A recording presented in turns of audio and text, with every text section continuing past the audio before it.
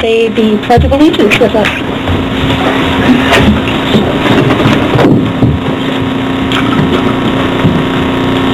I pledge allegiance to the flag of the United States of America and to the republic for which it stands, one nation, under God, indivisible, with liberty and justice for all.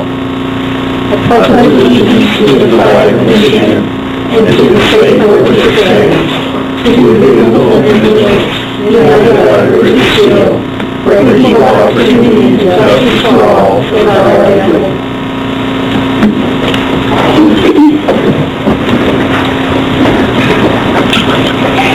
Sandy, could we have a roll call, please? Councilmember Malama? Here. Shippers? Here. Coleman? Here. Stevens? Here. Mayor Folker? Here. And at this time, if we could have a motion to approve tonight's agenda? Is there any changes at all? Not that I'm aware of.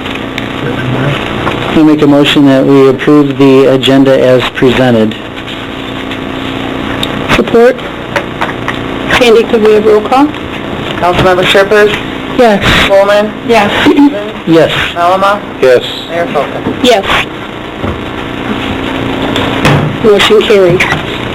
At this time, we'll open the floor for public comment. If you do come forward and wouldn't mind writing down your name and address for Sandy, that would be very helpful. And then also let us know what your name and address is.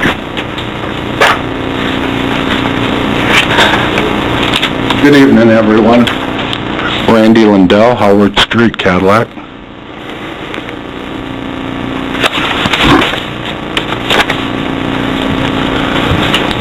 Well, a couple of things on my mind. Brought the paper with me, got a few notes. I'm not going to get too carried away. Your last budget battle, you guys passed it last special meeting. There better be a little bit more transparency on the council here, you guys. TI, especially you. You've been blasting people for many months now. And I wrote articles, said you fired the first shot off the bow, and if you want to continue it, let's do it, you know. You blasted Bill Barnett when he wasn't here, Doug Melma, talking behind people's back. Shame on you all. Seriously. You got the budget battle done. Now you want to start, you passed the water bill. Owen and Jeff got the rates hiked. We got senior citizens out there. You guys know where they're at. Now we want to do late payments. You guys want to keep adding and adding and adding. I'm not going to get on my bandwagon, my soapbox, but we got to have a little bit more cooperation. You guys, you passed the budget battle. You made it. Everybody should be happy. You got 3-2. I've been standing on the sidelines, and I just want to say SOY. But let's do a better job. I know we can do it. Cadillac's a better town. The infighting, etc., needs to stop. Got to look out for the citizens, the senior citizens, and then we'll just get her done. Thank you.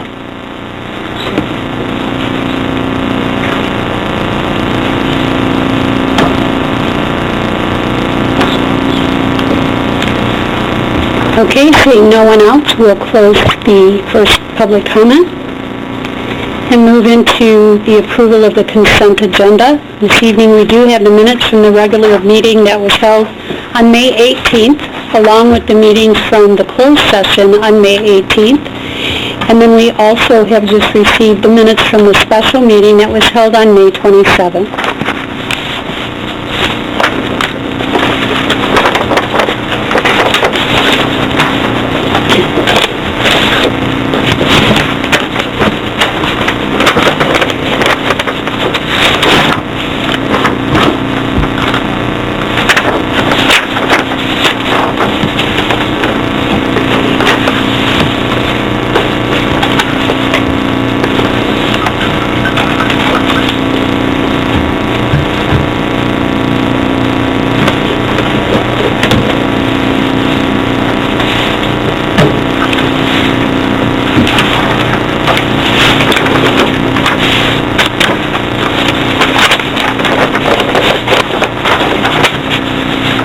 motion to approve the consent agenda.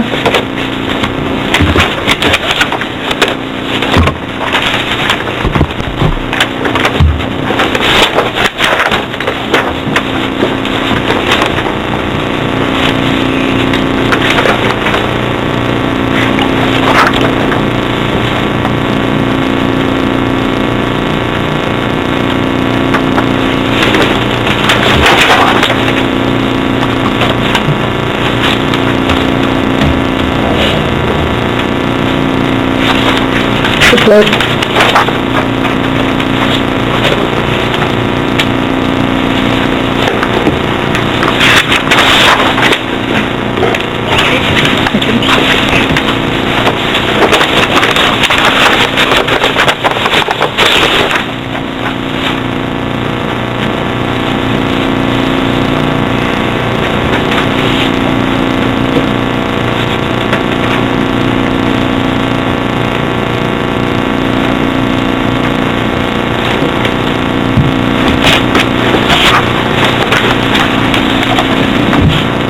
Sandy, could you have a roll call, please? Councilmember Spelman, Yes. Stevens, Yes. Malama, Yes. Shippers, Yes. Mayor Folkins. Yes. Motion carried.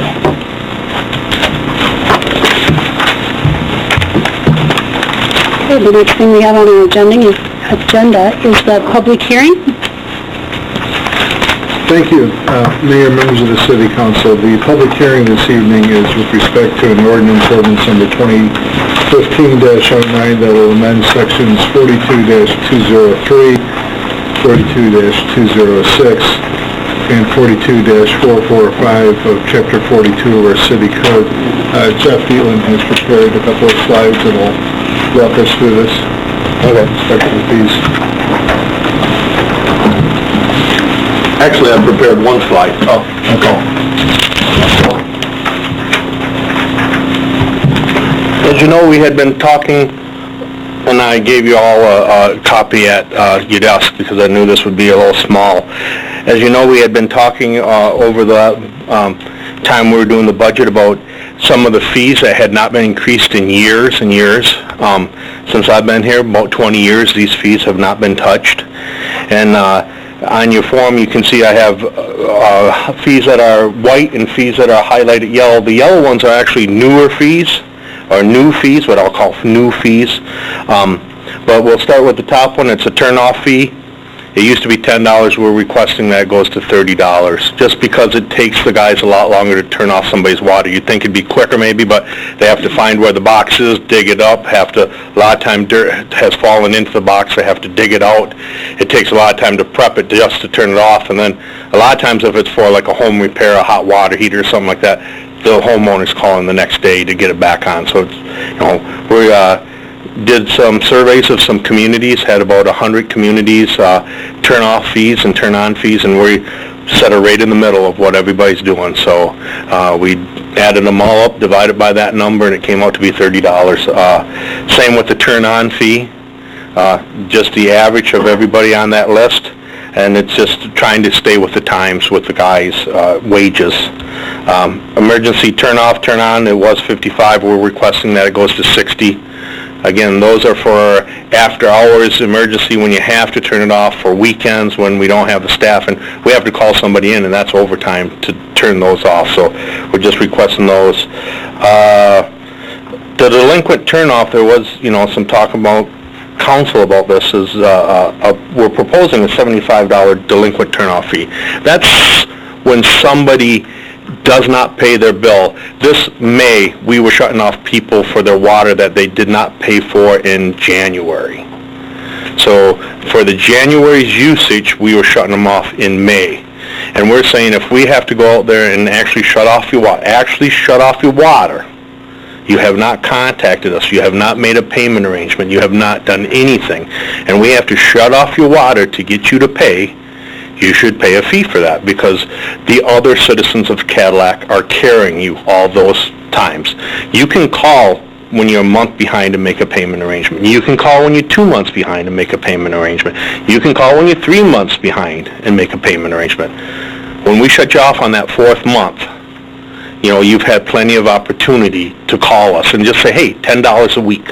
And we're going to do the math and make sure that whatever you're paying is going to actually lower your bill a little bit. But we've been known to be very generous in our math to just make people have those payments. So this delinquent fee is for the people that have not contacted us, have not done anything, and just had continued to get free water. So that's a $75 fee. Interest on past due amounts, 5% we're asking, 5%. We're the last people paid, literally. We are the last people paid. I've had people come into my office and tell us we pay you last because there's no interest. There's no incentive for us to pay you. I wait till I get the green notice or the pink notice or whatever color the delinquent is that month before I pay, because there's no reason for me to pay before then.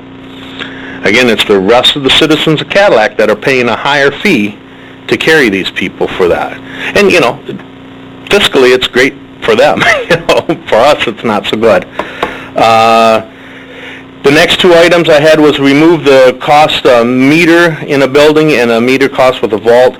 Those were set in the ordinance, and it actually costs the city more money than that amount to install a meter horn, and an MXU in a building. So what we did was took that out, and we actually made some new categories that are just the meter horn, meter, MXU, and vault, and we put today's prices there and said today's prices or the actual cost, because we don't want to have to come back to you guys time and time again and say, oh, the metal price went up and we have to redo our meter prices. So we were actually putting meters in the house for $220. The homeowner would pay $220. It cost us $430 to put that meter in before we had the guy's labor added in. So we're just trying to get that to that even par. Hydrants for the city, we left alone.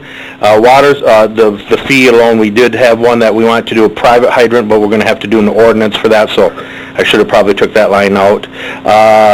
Water service installation, there's three categories there. One was during the main installation, one was during on an unpaved street, and one was on a paved street. Again, each one of these did not cover the cost that it cost the city to actually do that work for the person. We were actually supplementing that, so we're just trying to get it up to our current amount. The biggest one was the water service line in a paved street. We were charging $1,100. It cost us almost $2,000 just to do that, the city to do it. So for us to get the equipment out there to dig up the road, for us to repave the road, all that, we were actually having to kick in $900,000 every time we dug up a road for a customer to actually install a line for them. Flow test, this is where we go out and we'll do a company or somebody will be putting in a sprinkling line. They'll want a fire protection system, and they'll want a flow test in the area. How much water do I have? They'll request a flow test from us. It used to be $250 to do that. Now it's we're going to $400, just to cost more to do. Again, this has never been changed. And then one of the byproducts of this is that we have companies that will pay for this information, and it'll be good for about 5 years. It depends on who you ask, but it's good for a little bit of years. And we'll have other companies that will call in and say, hey, I'm just across the street from this place. Can I get this data? Well, if you want the data and it's, I'll call certified, you should probably pay for that data. We can give you, we have given older data out, but we're starting to give that out with caveats that this is no good. This is over 5 years old. The city doesn't want to be responsible for somebody building a fire suppression system with old data and then having the building burned down, and they said, well, we got the data from the city. We want it to be new data that is supported by current tests. So at a certain point, we won't be giving out data. Ballpark, just briefly for the city council, when perhaps the last time there was ever a fee adjustment, or and maybe there hasn't been. Other than our actual rates for the water and sewer, the rates and the ready-to-serve fees and the other one, there has, in the 20 years I've been here, there has not been a rate increase in any of these fees. So just to try to frame Yeah, and then the last one is just a hauled waste permit. We're just going, again, from $100 to $200. That's a truck that's hauling in waste to the wastewater plant. They just have to get a sticker, get it on the truck, get it certified, and then they can haul into the wastewater treatment plant. And that would be waste that's generated inside the city or the landfill. Those are the two wastes that we can accept at the wastewater treatment plant. So it's just an adjustment, trying to get these rates up to current. Some of them that would adjust more, like the meter horns and meters and all that, we're trying to put on where it's or greater, that way, or actual cost, I should say. That way we won't have to come back. And again, for years we've been putting in meters and meter horns and MXUs, and it's been costing the utilities department to put them into people's homes, rather than the person buying them like the ordinance intends. So I guess any questions you have, yes, Sherry. But you raised your hand. Probably the one that is getting the most attention is the interest for past due accounts, and that it's compounded. Mm-hmm. Can you give us some idea of the type of what type of thinking went into you establishing that rate, and the fact that it's compounded, and Well, I think what went into that rate is this last month we had 55 delinquents we turned off. That means there was 200 delinquents that was on our list, which is about, I think I figured it out to be about 5% of this Cadillac. That was on the 4-month list behind. A lot of them called, a lot of them made arrangements, but that means we're going to have another 200 next month, and we're going to have another 200. I'm just saying, there's this huge amount of people out there that are just not even attempting to pay. You beg the question, when you give them notice, do you say on there, please call to make arrangements for payment? Yep, it says right on there. It says when the delinquent day starts. It says when they'll be shut off. It says your water will be shut off unless arrangements are made in advance of such and such a date and time. So they know to call. They know to talk to us. And again, we have to have an arrangement that actually works. If your bill goes up $50 a month and you say, well, I'll pay $10 a month, we're going to say we can't do that. We could do $50.01, you know what I mean? But we can't go negative. We're going to have something that helps us go close. So the thought behind it was just, maybe this will make people pay. Maybe we'll be, not at the end of the line. I guess the other thing that I was looking for was, did you survey other communities? Are they charging 5%? Are they charging more? Where did you land in the middle? Yes. And yes, some charge 1% and do it every quarter. Some charges 20% and do it every month. I mean, it's all over the ball field, We're trying to make it something that, on our average bill, I think when I did my presentation, was $65. So 10% of that would be $6, 5% of that would be $3. So you can pay an extra $3 in interest if you didn't pay it. We're trying to put something out there that you'll see a little extra line on your bill, and you'll say, wow, what's that line for? And it's $3. I literally just flushed down the toilet, and maybe I can do something not to do that. Boy, that joke went over like a bomb. Just boom. We weren't quite ready for it. If I could make one comment, I think it's important to remember that these are designed not to be a revenue generator, or not even necessarily defined just to make someone pay. This is a charge for a service. If you have a $100 a month bill and you don't pay for 3 months, you'll pay $30 total in penalties for your non-payment. Every month we're sending delinquent notices. Every month we're generating these lists. This is cost for actual service. This isn't simply a way to generate revenue on the back of somebody that maybe is unable to pay.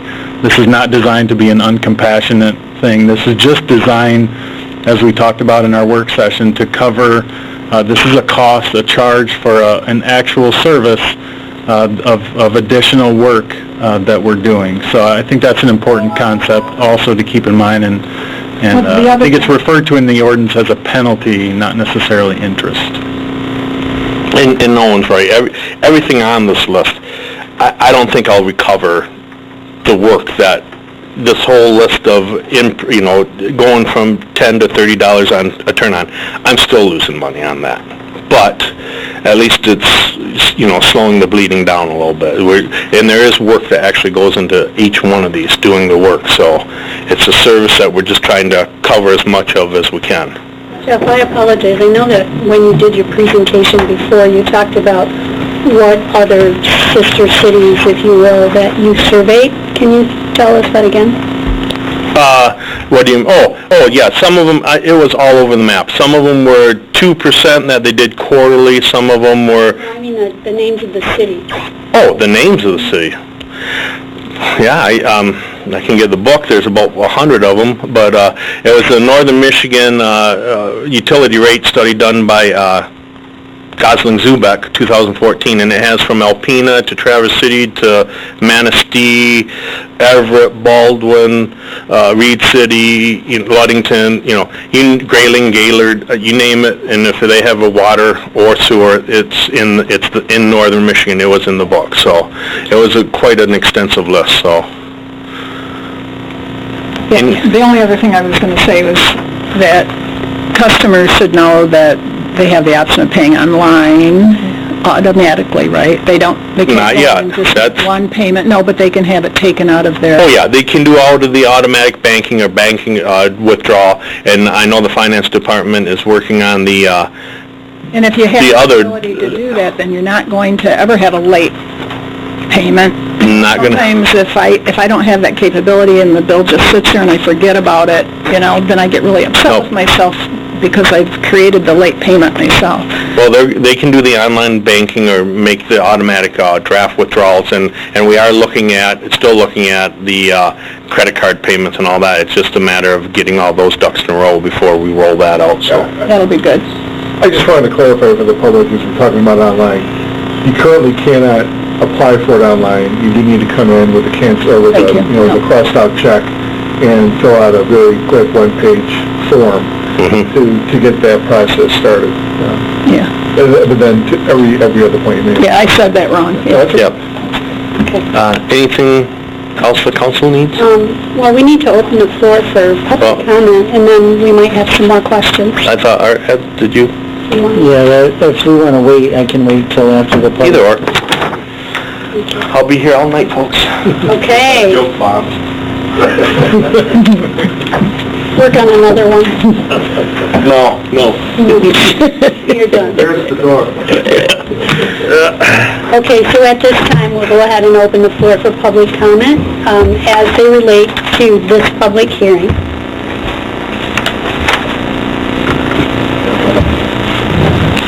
Again, Randy Lindell. Just one quick comment on the increase of fees in that. If I have a swimming pool, can I get some free water? Can I get 1,000 gallons of free water?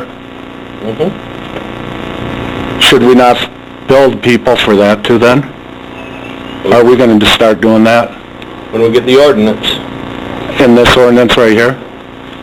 it's a new We ordinance. give thousands of gallons of water away, now we're going to charge people. If you want your built-in pool filled with water in McBain, if you live in McBain, you can have all the water you can, correct? City electricity, I pay. You just did a rate increase, I pay. I'm going to pay again. Truckers come in, take 5,000, 10,000 gallons of city water, city electricity, city pumps, city manpower, etc. We're losing a lot of money there too if we're going to increase fees. If you want a pool filled with 10,000 gallons and you live in Manton, you can come down to Cadillac and get it. I apologize, folks.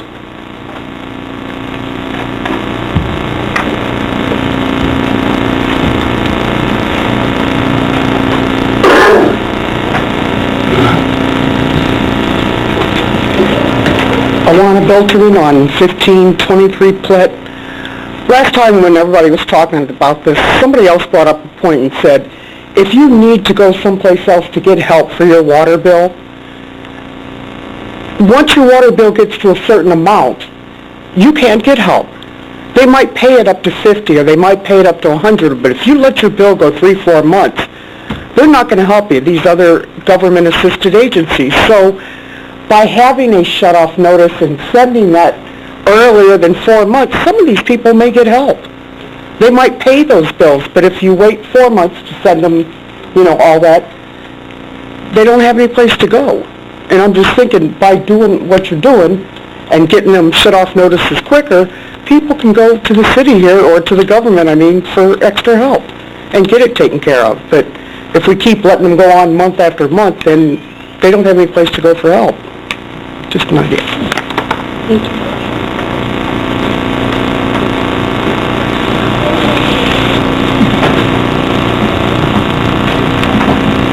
Okay, seeing no one else, we'll go ahead and close public comment and open it up for council discussion.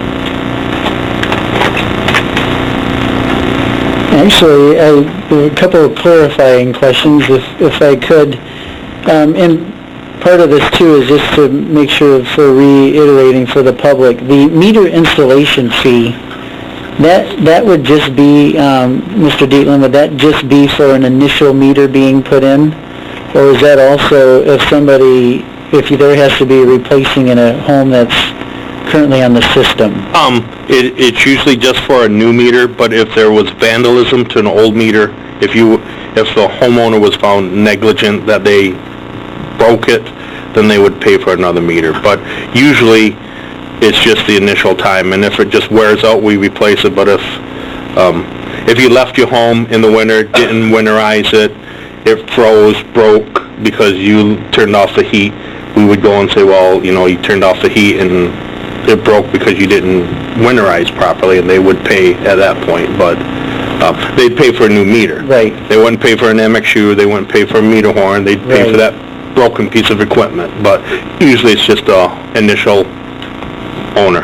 That was a clarification. So basically, whenever you do your cycle of having to update the meters, then this is already part of that. Yep.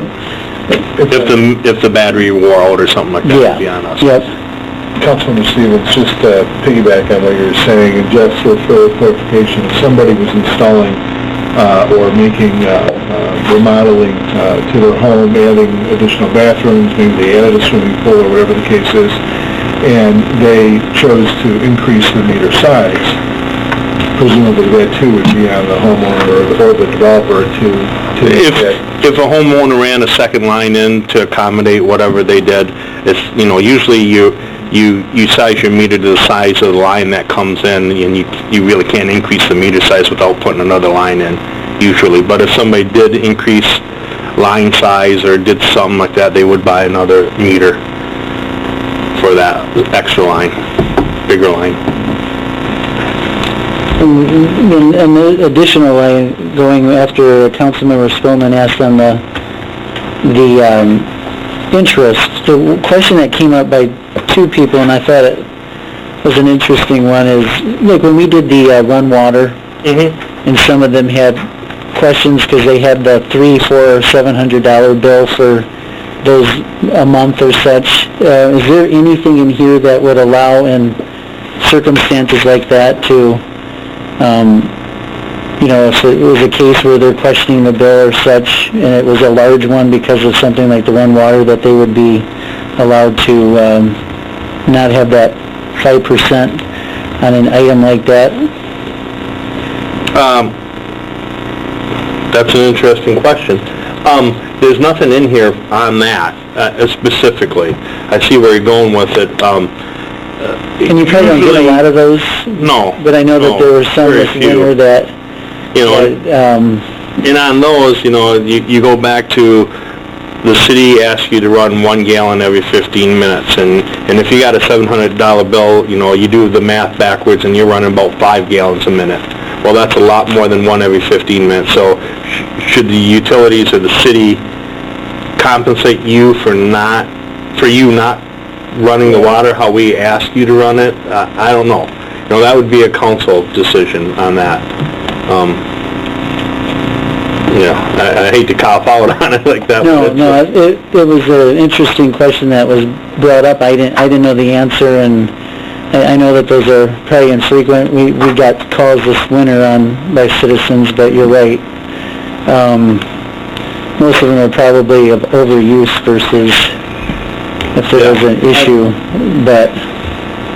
That's a good question that Councilman Stevens asked. Outside of appearing here to complain, in other words, what happened last winter, is there any type of recourse they have where they can sit down with you and maybe a couple other people, could even be a council person, and be able to discuss that before they get caught up in that 5%? I'm just looking at ways that we can communicate on possibly a misunderstanding or some question on a bill. I mean, I know there's countless times that at our house that we have a dispute with the company on a bill. Is there any, I know this is not necessarily part of this, but it just triggered my thought that we have people who do have some concerns, and where do they go, or how can we make that a better way of discussing that with your department outside of appearing in front of the podium? Well, usually they can come straight to utilities and talk to us. I mean, we must remember, this is 5% after you're a month late. So you got the bill on the 15th or whatever, you got to the 30th to pay it, you have not paid it, and now you get into the, you get the next month's bill when it comes out would have that 5% on it. Well, you had 20 days to talk to us, to come in and say, hey, I shouldn't be charged this, or I need this, whatever taken off because of, and give us the circumstances. Well, I don't know what circumstances somebody could give me that would, I can't think of one that would, in that 20-day period, that they say, I'm not going to pay this bill. I'm going to be late because of, and what would be a good excuse, what excuse would not excuse, but what would the council feel would be an appropriate justification for not paying that bill?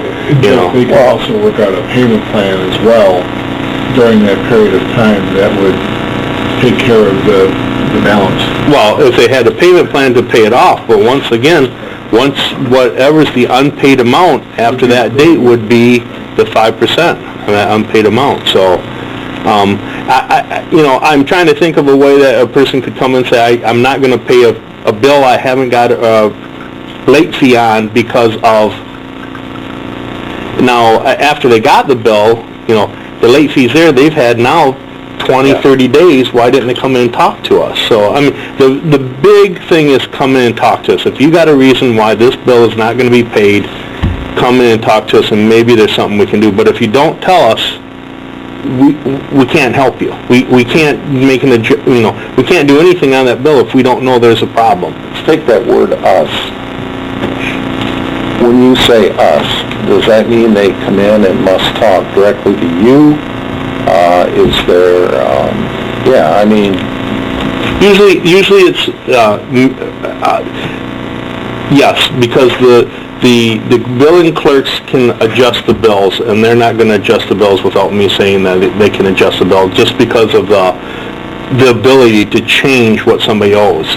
They want to put my name on it that this person isn't paying X amount because Jeff Dietland said. Now, we recently had a customer that came in, and Marcus and I sat with the customer and talked to them about it. It wasn't a bill situation, it was something a little different, but we resolved that situation. Again, I was following the ordinances, I was doing everything correct, but they had extenuating circumstances that we didn't know about. And until you know about it, there's not a whole lot you can do about it. So, but I think the advice, if you will, would be to continue to tell people if they're calling council to say, hey, we have this situation, what should we do? They need to either call or come into the utilities department where they can begin that conversation at the counter. They'll inevitably get the director involved and go from there.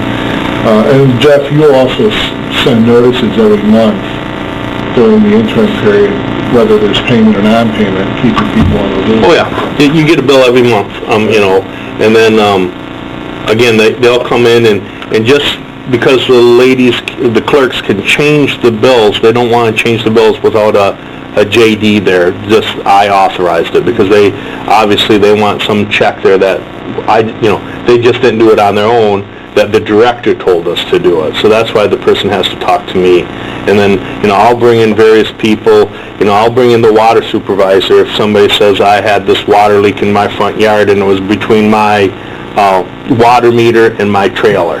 And it was in the front yard and it bubbled up and it never went to the sewer. Well, I'll bring in the water supervisor. You guys went out there, you saw it, was this where it happened? Yep. Then I could make an adjustment to the bill because I have verification that this guy didn't use the water. It went through the meter, but it bubbled up before it got into his house. So any of these higher bills like that, if they come in, we can do stuff with them to work with them. But if we don't know about it, if you had a leak in your front yard and you never told us, you fixed it on your own, and then all of a sudden you got a $500 bill, and you come a month later and say, I shouldn't be charged this, and, whatever, it's hard for us to know what happened a month ago if you didn't call us, if you didn't talk to us. So. I have a question about what was brought up earlier about that there's assistance programs through social services. You don't have to be, do you have to be facing shut-off with a 3 to 5 month or whatever in order to get assistance, or can you seek assistance as soon as you're behind? I think the agencies like you to be facing a shut-off. Okay. Just because that way they get 3 or 4 months from us.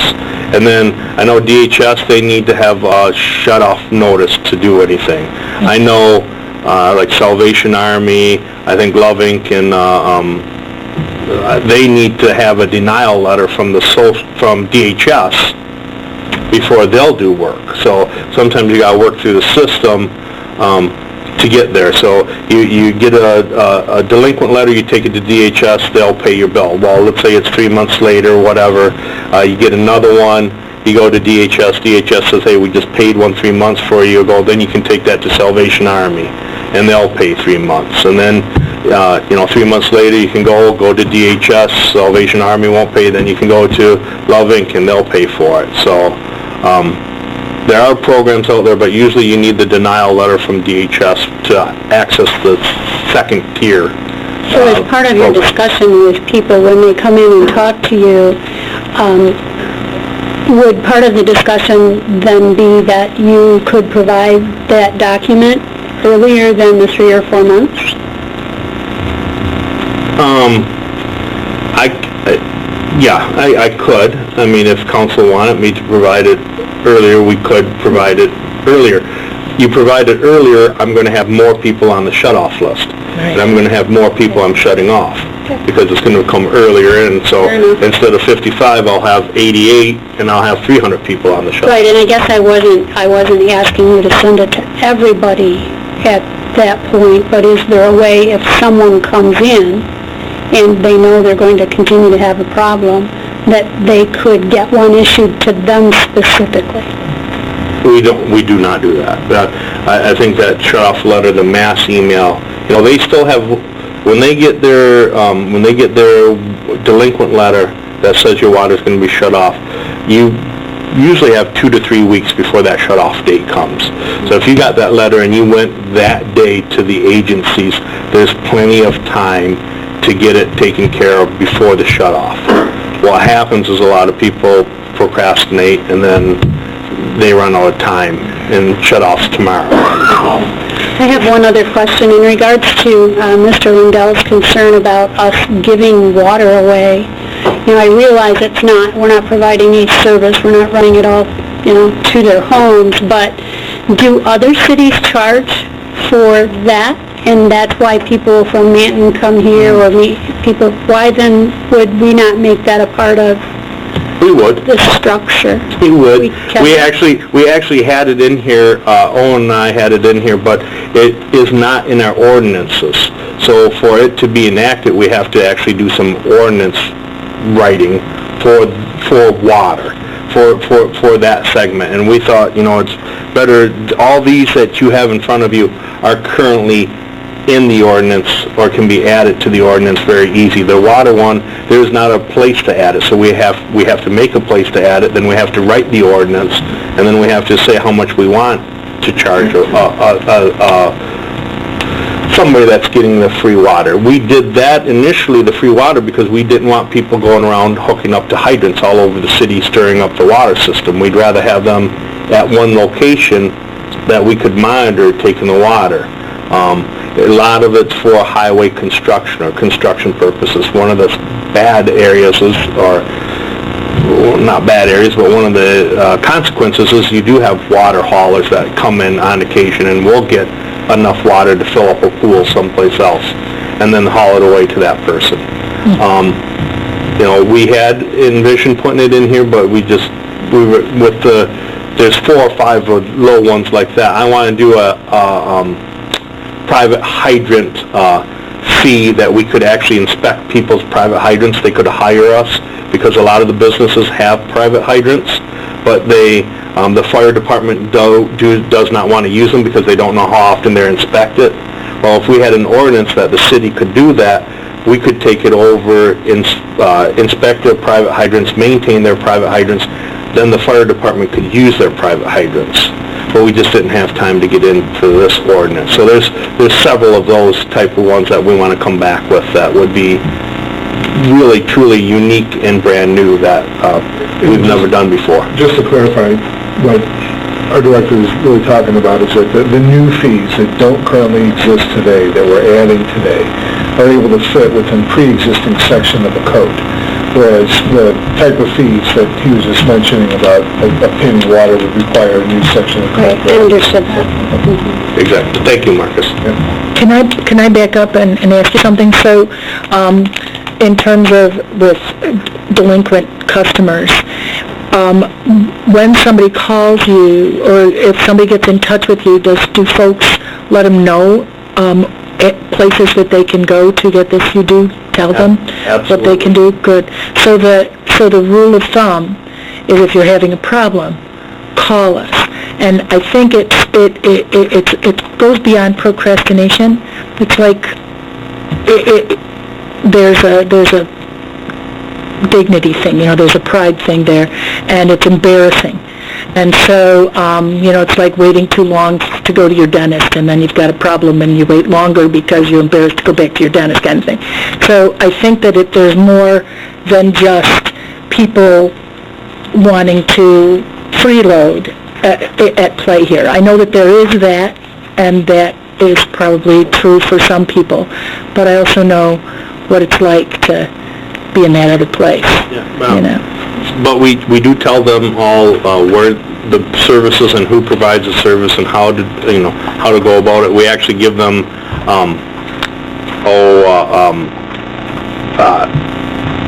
I want to say direction, like DHS is going to make you pay a copay, then you got to take that copay back to them.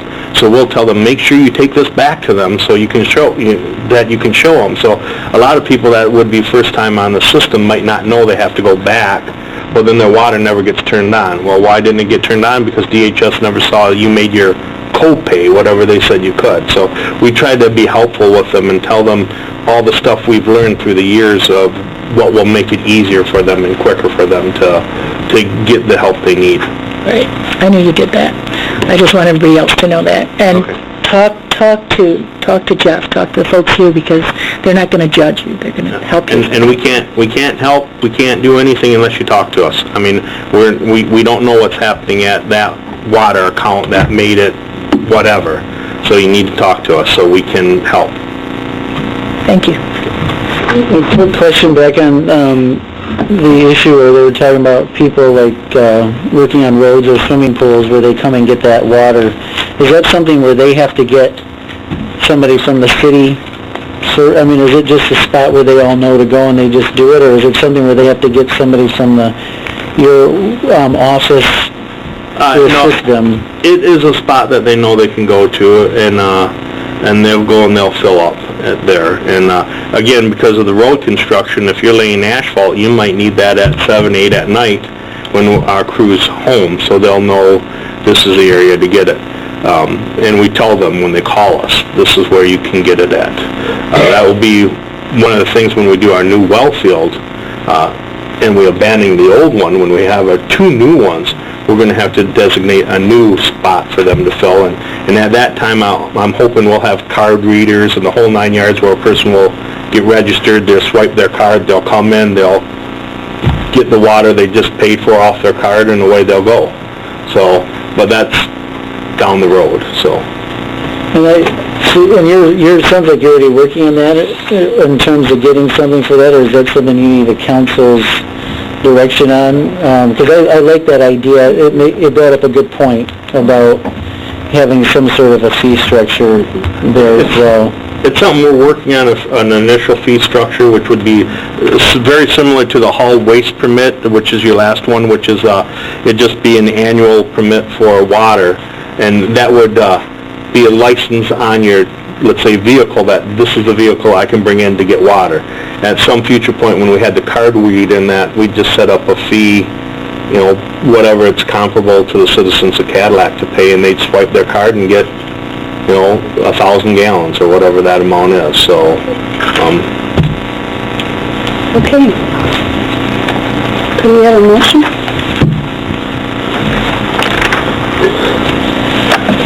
That's my brain.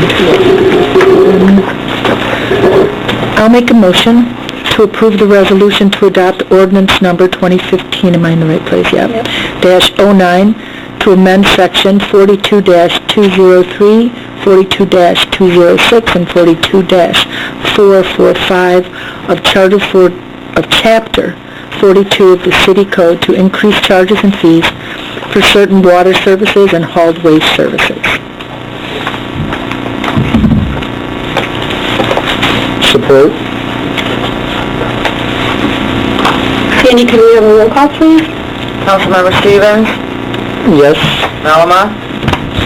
Yes. Rippers? Yes? Bowman? Yes. Mayor Folkins? Yes. Motion carries. Now on our agenda, we have some communications. Yes, we have a request, Gabby Chapman, who's actually here, to display a banner from June 29th to July 6th, to approve the parade route from 10 a.m. to 11 a.m. on July 4th, approve the closure of Lake Street from Harris to Cass, and the closure of the Lake Street parking lot, and the closure of the parking spaces on the south side of Harris Street from 6 p.m. July 2nd to 6 p.m. July 5th for the Freedom Festival. Mayor, members of council, if I may so request that when a motion is made with respect to this event, to simply modify it slightly to provide authorization to me to have other streets and or lots closed as may be necessary to facilitate this special event.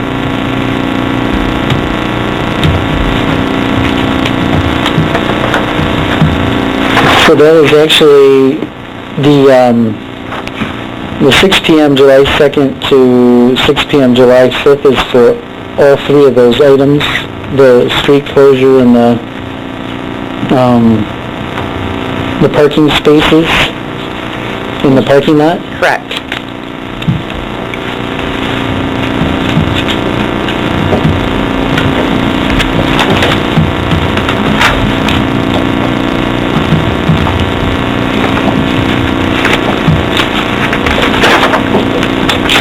Good evening, Mayor and members of the council. This is a similar request that I have made the past 4 years as the chairman of this committee, so it's pretty set. I mean, this is what we've done for the last few years, so there's really not any changes to it. The reason why we are requesting the Lake Street parking lot this year is because this year we're going to have a carnival, and we're going to have the carnival set up in that parking lot. Where we've done the monster truck rides in the past, there's going to be a carnival there this year. You're also expanding your parking areas, aren't you? Behind where Widener's was? That's for the Back to the Bricks event that doesn't have anything to do with this one. Different event, you're right. I know, we have so many, they just kind of... Did you raise the money for the fireworks? Not yet, but we have 4 more days, so I'm believing it's going to come together. And if folks are interested, they should contact the Visitors Bureau? Yes, they can contact the Cadillac Area Visitors Bureau. Our office phone number is 231-775-0657. They can speak to me, Gabby. I'm there Monday through Friday from 9 until 5. So. What's the Lake Street parking lot? Is it the one right on the lake? That's the one behind... Where the farmer's market is? Yeah, that's the one where the AmVets is, behind the AmVets. And is that conflicting at all with the farm market on that Friday? It seems like we approved those, when there wasn't a festival or something, right? I think the farmer's market, but that's a good question. I do have a call in to Gene Kohler, who is the market master, because I know last year when we had the monster truck rides in there, we waited to set stuff up in that parking lot until the farm market was done, and I don't have a problem doing that again this year. Even if it's a carnival, they can wait until... They can wait. They're willing to wait. Okay.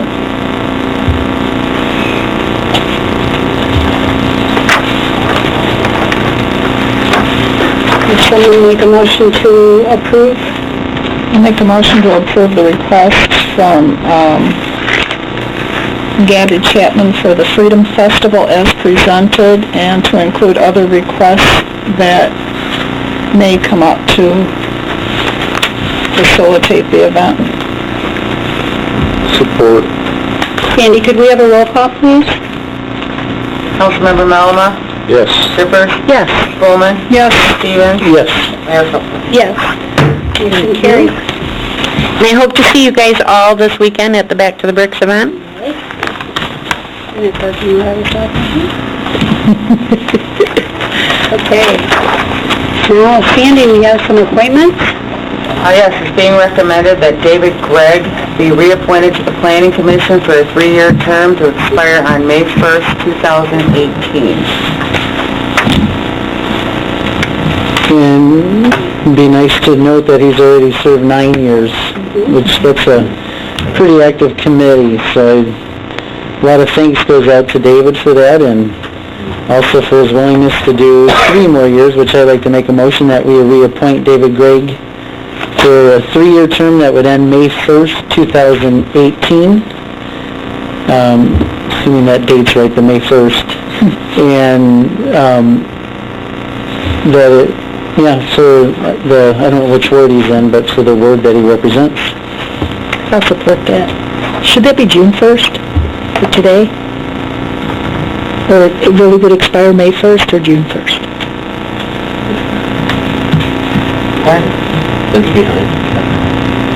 I believe that the expiration date was May 1st of this year. All right, cool. Then I support that. Okay, Sandy, could we have a roll call, please? Councilmember Shippers? Yes. Bowman? Yes. Stevens? Yes. Malama? Yes. Mayor Copeland? Yes. Motion carries. It's being recommended to approve the appointment of Robert Gammons to the Election Commission for a 4-year term to expire on June 1st, 2019. Mr. Gammons is in attendance. Thank you for your willingness to serve. Well, I was asked by Tim Coffey. Can you go to the podium, please? You can get up to the podium so everyone can hear you. Tim Coffey asked me at church about a year ago if I'd be interested in serving. I said yes, and I saw the article in the paper, so he and I sat down and had a little discussion.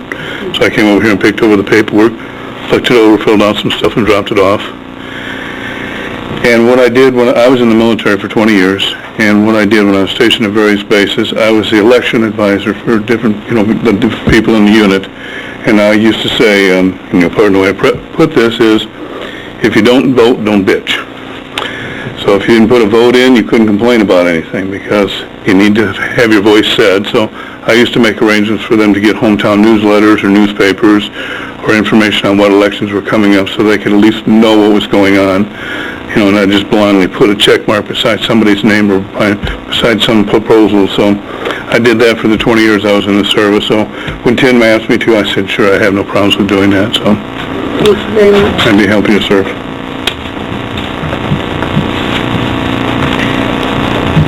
We got a 2-for-1 deal tonight. Yeah, this is great. Okay, so would you like to make a motion for the first one? I'll make a motion to approve the appointment of Robert, is it Gammons or Gammons? Gammons, to the Election Commission for a 4-year term to expire on June 1st, 2019. Support. Sandy, could we have a roll call, please? Councilmember Spelman. Yes. Stevens. Yes. Alma. Yes. Shippers. Yes. Mayor Schultz. Yes. Motion carries. It's also being recommended that Mr. Gammons be appointed to the Elected Officials Compensation Commission for a 5-year term to expire on June 1st, 2020. He's going to be the only member of that commission right now? I believe, according to the booklet, there was one other. Oh, okay. You're not the Lone Ranger. That's, luckily too, it's once every 2-year committee, but, That's the kind of committee to be on. it was nice having your application and your resume too. It's amazing all the places that you, served. So making Cadillac your home after that, we're pretty fortunate. I'd like to make a motion that we appoint Robert Gammons to the Elected Officials Compensation Commission for a 5-year term that would end on June 1st, 2020. Support. Sandy, could we have a roll call, please? Councilmember Malama. Yes. Shippers. Yes. Spelman. Yes. Stevens. Yes. Mayor Schultz. Yes. Motion carries. Thank you. And now for the city manager's report. Thank you, Mayor, members of the City Council. The first item is a discussion regarding the water tower painting. You may or may not recall, we had some rather, I guess, loose conversation about how our water tower is in need for some painting. We're still exploring whether we also need to have the inside painted as well. But there was some discussion about maybe creating a contest of sorts or having a way of coming up with the colors, the font, and maybe getting, the community involved or not involved, and that's something that we really wanted to have council discuss. And Jeff, I think that a couple slides for this one. This one I have This is the one where there's a couple slides to try to help drive the conversation a little bit this evening. There isn't necessarily a need for council to make any kind of final determination tonight, but we just wanted to start getting this out for you guys to think about and talk about, and we can also put this back on our next agenda for further discussion and then perhaps a determination on which course to take. Okay? Well, I hope I got the right one. So do we. This looks fancy. All right, I'm back. How you guys doing? How you doing? Told you like a bad penny, I keep coming back. So, water tower painting contest. We had talked earlier about doing something for the old tower here, Cadillac water tower. You can see us straight up here with the old nasty crud underneath here and fade it. We, as Marcus had indicated, we did have it actually, the interior of it televised, and there will be a little bit of painting that needs to go on, some restoration on the inside, but we do have a complete report now that we'll probably be going out to bid for in November to get somebody to paint it in the spring of 2016. It is in our current, be in the next fiscal year, 15-16 fiscal year as a capital improvement. So this is our water tower, and so we were thinking, maybe we want to do something with it, maybe have some kind of contest, We have Milton here that, all blue, and they did a little bit of graphics right here on the M, but, you know, otherwise it's just all blue, you know. We have, a little bit fancier Tampa Bay. They actually put, I don't know if this is Busch Garden or what, but they put something up on here. They have two different tones of green down here and a different color green up on top. They have a happy face. I mean, who wouldn't love seeing that driving down the highway? Mike, you'd see it twice a month. Well, you'd see it 4 times in your rearview mirror twice. As you leave it. So, That would give me nightmares. I know. Something in the water. We got the color chart here. They had every color. I guess they wanted to test her out. We could have the bat signal. I personally like the bat signal. But we thought maybe we should have some kind of contest. So, 2 different kinds of contest choices. We could have the city design, staff choose 5 different designs, letterings, stuff like that, color scheme, and have the public vote on which of the 5 they like. Or we could do a public design, where the public, it's a contest for the public to design a concept for the water tower. City council chooses maybe the top 5, then it goes back out to the public for the public to vote on which of these they want to paint the tower. Now, those are the 2 different kind of contests I thought we could do. Maybe there's a different one people want to do, but I thought that'd be kind of, you know, depending which way the council goes is which way we'd go. But if we did it, the public, we'd, you know, open it only to the residents of Cadillac. If you're going to paint our tower, you got to live here, you know, why not?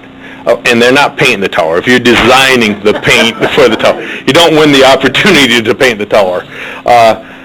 Maybe only 5 colors can be used. You know, let's limit it not to every palette underneath the sun. Obviously, nothing obscene, nothing copyrighted. Have put in for you, Mike. I'm almost a lawyer. I've watched one on TV. More elaborate the design, the more money that it will cost. You know, and so we have budgeted a plain Jane tank. I mean, that's what we budgeted to do. But if we open up this contest, maybe we spend a little bit of money to do something. And only paint the top half above the legs and the lower base of the tower. This would be a representation of the tower. You know, we'd keep all this one color from here on down to the ground, and then the people would paint on the top half, whatever their design would be up there. And, you know, I did have a request from the neighbor. He came in, noticed that it was going to be painted, said, boy, I really don't want something weird outside my window. I have to stare at it all the time. So we don't want it to look like a flying saucer. Right, you know, and I figured if we paint it up to the, you know, up to the leg area here, he'd only see the legs outside his window. How many people look up when they go outside? So, and then, I guess, questions and discussions. I just wanted to reiterate for council that, you know, the city is looking at issuing, if I heard you right, the request for proposals in November in order for getting it done in the spring. So as I mentioned before, there isn't necessarily the need for council to make a definitive decision this evening. Certainly take some time if you wish to have some conversation on it, and we can bring it back, you know, as often as we need to over the summer to sort of narrow down the path that you guys want to take, unless you know right away which way you want to go. Could we like combine them and so that staff could also participate in a contest of residents? We can do whatever the council wants us to do. So, I think staff that live in the city. Oh, staff that live in the city. Sorry, Ellen. We got some staff that don't. Seen my creativity. But, you know, whatever, I just, those were the 2 that came up to me, either, you know, presenting for the public a set list of design and having them choose, or letting the public just go, you know, do whatever they want. And again, having council pick the 5 that proceeds from however many's put in here would give you the control of, you know, what you wanted a little bit. And then if we went back out to the public vote again, the public would have their final say. So. I really like that. Again, just to re-preface this, you know, we don't have an actual system in place yet. You know, it's certainly not going to be some kind of scientific voting. Maybe there's an arrangement we can have with the newspaper, or be something online that people can submit, you know, comments. under a certain period of time, and they select, what design they like the best. I mean, so there's different ways we can try to structure it so that... So we're not going to have Sandy open up the voting booths? Yeah, right.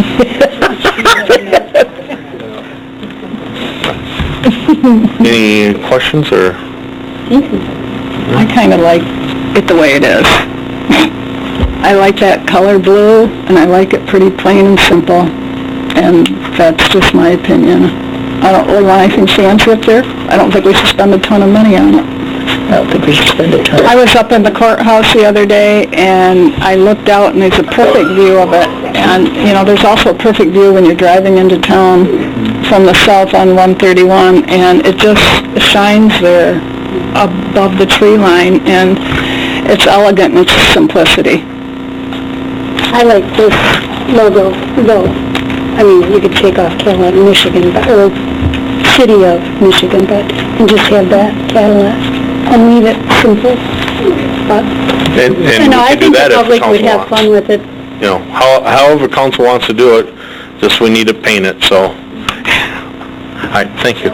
And you could vote for the simplest design. Somebody could submit knowing that some people would like something simple, could submit a very simple design. Yeah, I think it's a good idea to open it up and let the public vote on it, because they'll have fun with it. And how often does that ever happen? Yeah, like never. Yeah. Comment? Sure. Just to kind of give you some ideas here. When I was in the service, various bases I was stationed at overseas, what they would do is when they had to paint the tower, they would submit it to the children. And they would have 5 or 10, and the schools would vote on which one looked the nicest. And then they were submitted to the base personnel, and they would set up the displays in the NCO club, the officers club, and the commissary, and the BX. And you could go in and vote as many times as you wanted to. All you had to do was put yes or no, and just drop it in. And that's how they selected it. And each base had their own unique one that the kids had designed. And the kids kind of had a kick out of it because they are the ones who got to determine how the tower was going to be painted. And so I don't know if we might consider doing the schools, have the schools select 1 or 2 from their own school, submit it to the city, and we may have 5 or 10 of them, depending on how many they select. But each school would be allowed to pick 2 pictures or 2 designs to submit to the city. That's another way we might consider it, is get the kids involved in the community. Thank you. Okay, well, let's move on. And we'll talk about that some more in the future, I'm sure. We'll definitely bring it back for future discussion. The next item under the manager's report is the 2015 City of Cadillac Street Patches bid. Recently, the city held a bid opening for the patching of portions of the street that had to be removed for access to water mains that broke earlier this spring due to winter freezing issues. 3 bids were received.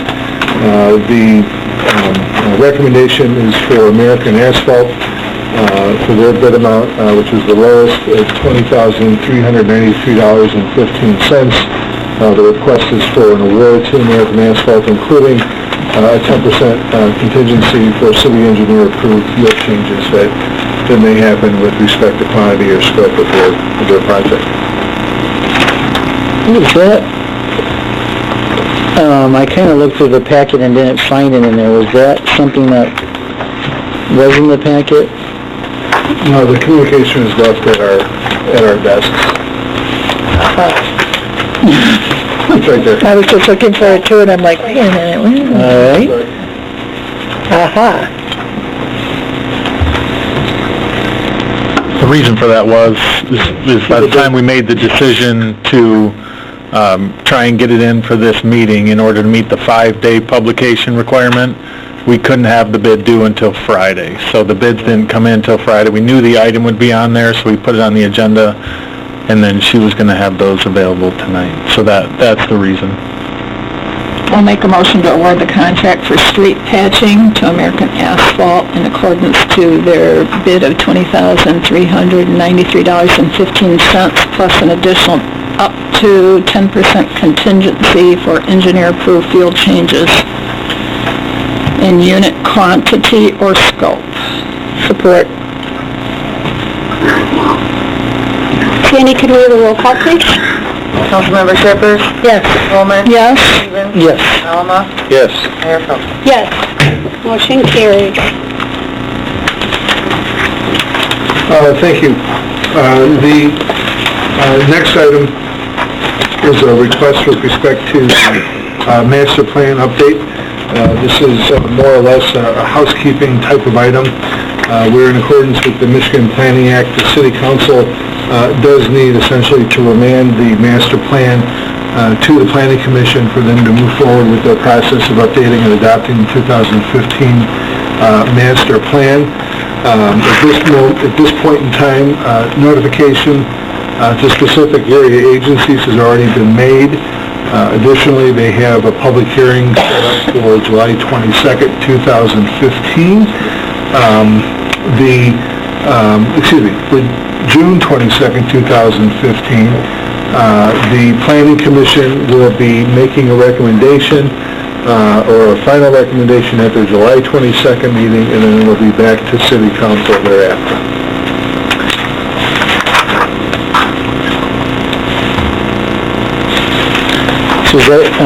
So they just have the public hearing in June, and then in July, is that an additional public hearing, or that's just when they vote on it? No, that'll be when they vote on it. The public hearing will be in June, vote will be in July.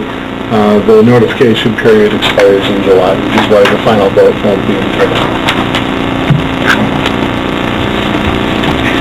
I'll make a motion to authorize the Planning Commission to move forward with the process of updating and adopting the 2015 master plan.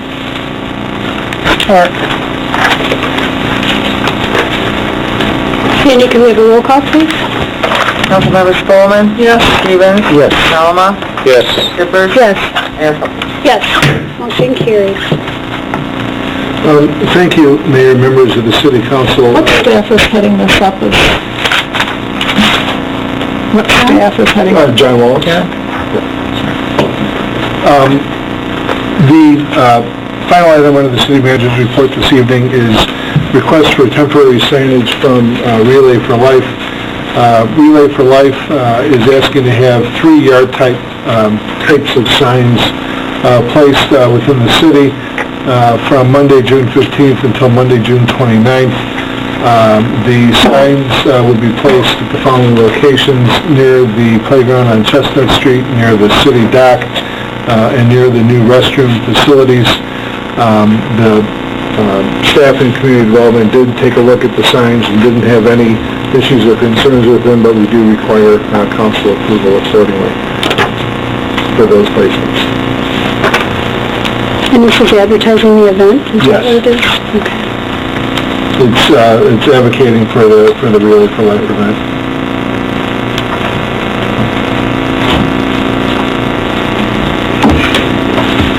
I'll make a motion that we grant the permission for Relay for Life to put the one sign at each of the locations that were presented in the request. Support. Sandy, could we have a roll call, please? Councilmember Stevens? Yes. Alma? Yes. Shippers? Yes. Spelman? Yes. Mayor Folkins? Yes. Motion carries.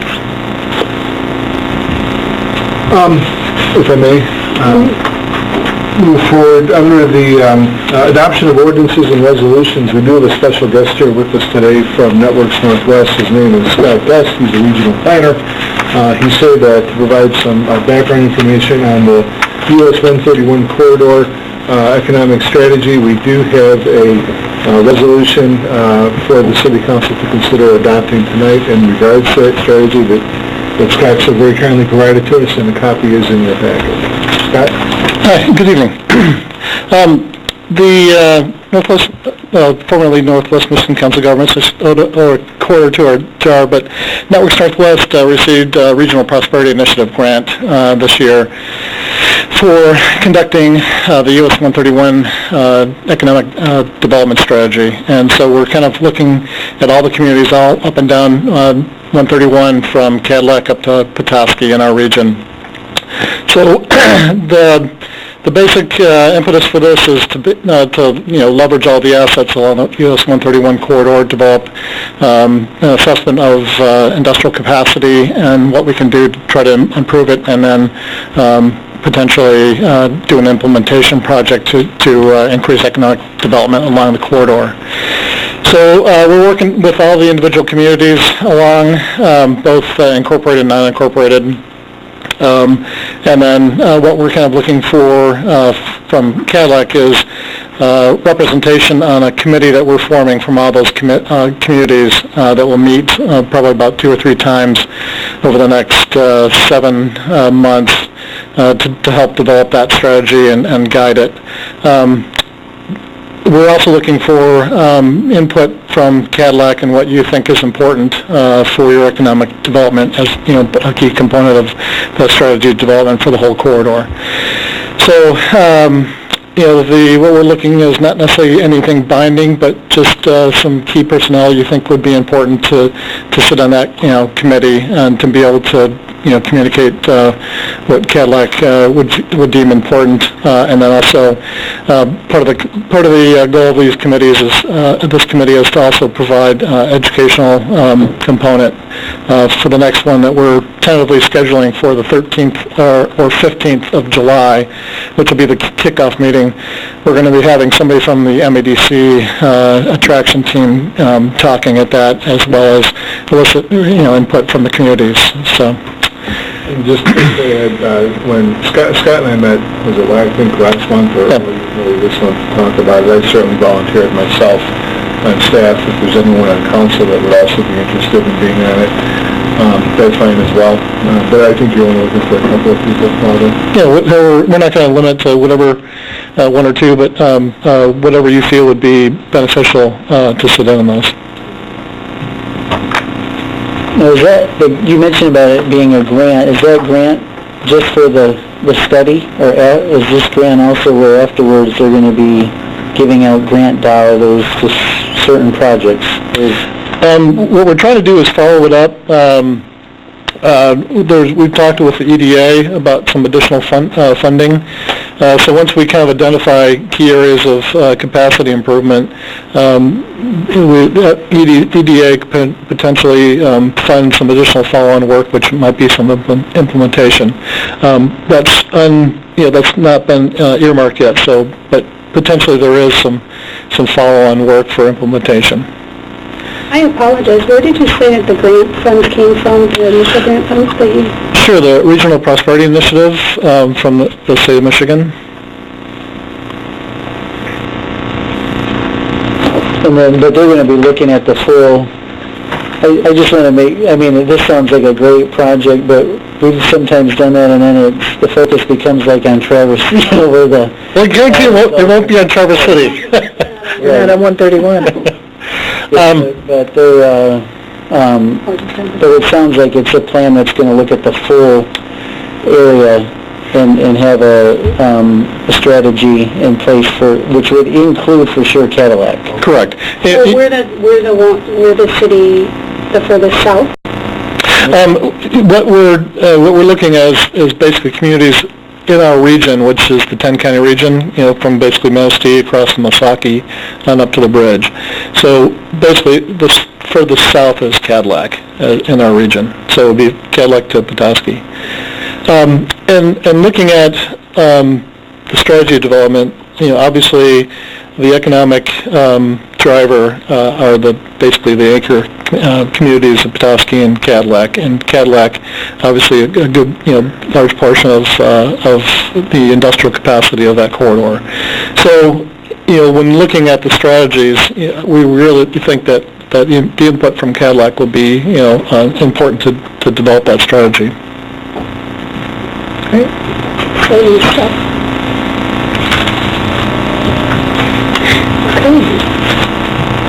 When information on upcoming committee meetings come up, I'll be happy to forward it to the city council so that anybody that would like to attend can do so. Okay, thank you. All right. Do you have a motion? I'll make a motion to adopt the US 131 Corridor Economic Development Strategy Partnership Resolution. Support. Sandy, could we have a roll call, please? Councilmember Malama? Yes. Shippers? Yes. Coleman? Yes. Stevens? Yes. Mayor Folkins? Yes. Motion carries. Thank you. The next item under the report is a resolution amending the General Appropriations Act for fiscal year 2015. Since our last discussion, the city's DDA has requested the appropriation of additional dollars for downtown beautification activities, specifically to help with downtown gateway planners. The change to the budget for, again, fiscal year 15 is an increase of $8,000 from their capital projects fund to help make. I have a question about those. We budgeted $4,500, and I noticed that they were done the same way that they were done last year. The planners were? Yeah. And so I just wondered why the huge increase from what we budgeted. The dollars last year, I believe, also spent on that project were higher than $4,500. And there was an oversight in the budget that they had. It should have been a higher number. Oh, okay, all right, yeah, I didn't think they were the same. they are. They look great. But I just because they did the same thing, I just wondered why we wouldn't have budgeted higher if there was that much difference. Little animals? Yeah. The topiary? They're cute. I didn't see them last year or something. I thought it was all new. Okay. I love that word, topiary. Learned that word last year. Nice. Under our stores and garage fund, there's an amendment with respect to revenues that we received, primarily caused due to the sale of the old front end loader that we had and some other equipment. The increase in revenue is $62,500. Under expenses, there's also an increase of $13,100. And this is with respect to work that our DPW crew did as it related to recent water main breaks. With respect to the building and grounds, we also have appropriate additional funds for work on improving the city garage. And, Owen, is there a total for that? I don't see it. Or is that part of It's $13,100 total. The appropriation for that fund is made as a whole, so not on each separate activity. Okay. The 13.1 is a combination of both of those. Thank you. I did want to just point out the sale of property thing real quick, and this is, we're using this online auction site, and we've had a tremendous amount of success. And I think that was one that they had stopped in, and Tara had kicked this off for us, getting our first set of stuff off of there, and it's been really successful compared to when we used to have the auctioneer out at the garage, and just as a great example of that, when we leased the front end loader, they had offered us a trade-in of $28,500, but they said, you know, we'll give you that $28,500 either now or in the spring, and you guys can try and sell it yourself, and it won't impact your lease rates. Well, we put it on the site and got just over $40,000 for it, so it was really successful, and surprised at the amount of people that are out there that want to buy pretty used up vehicles and equipment. You know, old cars that we're getting $1,300 or $1,500 for that they have to haul away in a flatbed. So, you know, it's been really successful. One of the questions, the DDA Capital Projects Fund, is that one of those funds where we basically house it for them? They maintain it in terms of approving it and doing all those, and we're just basically the spot where we house those funds? Well, the Act says that the governing body approves the budget, so that's part of the Appropriations Act every year, whatever they're gonna spend. Now, they make the project type decisions on a regular basis with that. and especially the tax capture funds, it has to comply with what the tax increment financing plan says, and so that plan is adopted by the board and affirmed by council. So there's definitely some interaction with council on the, approving the plan, any amendments to the plan, which has been done a couple of times over the years, and then approving the budget. If you look in the Budget Appropriations Act, you'll see the different authorities like the DDA and the LDFA are in there. Yes. I mean, it's good for the public to understand that these are funds that are collected by the DDA and used when we look at the project that they're doing, that this is something they've investigated with funds that are captured for that purpose. And just from within that district to benefit the beautification of that district too. Right. So.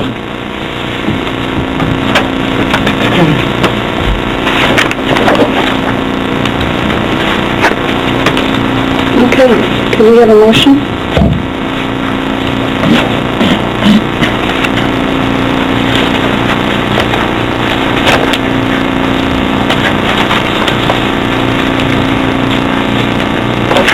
I'll make a motion to adopt the resolution amending the General Appropriations Act for fiscal year 2015 as presented. Support? Sandy, could we have a roll call, please? Councilmember Shippers, Yes. Coleman, Yes. Stevens, Yes. Alama, Yes. Mayor Folkins. Yes. Motion carries. Thank you, Mayor, members of the City Council. The next item is with respect to the Freedom of Information Act, FOIA, as it's commonly known, policy. The state of Michigan, as we've reported before, and as I know several of you have participated in various workshops by the state, or by the Michigan Municipal League about this, has gone and has essentially rewritten their act, PA 563, to essentially try to create statewide standards that would govern costs for reproducing records requested under the Freedom of Information Act, and also in doing so they created a variety of requirements for the city, and all cities, to comply with. Within your packet on the cover sheet, there's essentially a list of highlights that the Act now includes, and also in addition to that are new procedures and guidelines, written public summary, and a detailed itemization sheet that we're required to now have to comply with the Act. It's attached as exhibits as well. I will try to be quick, but I just want to read the highlights into the public record, if I may.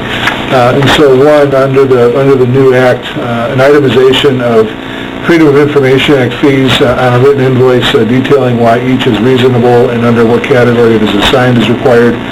A limitation on fees charged for contractual labor involving the separation and exclusion of exempt material is required.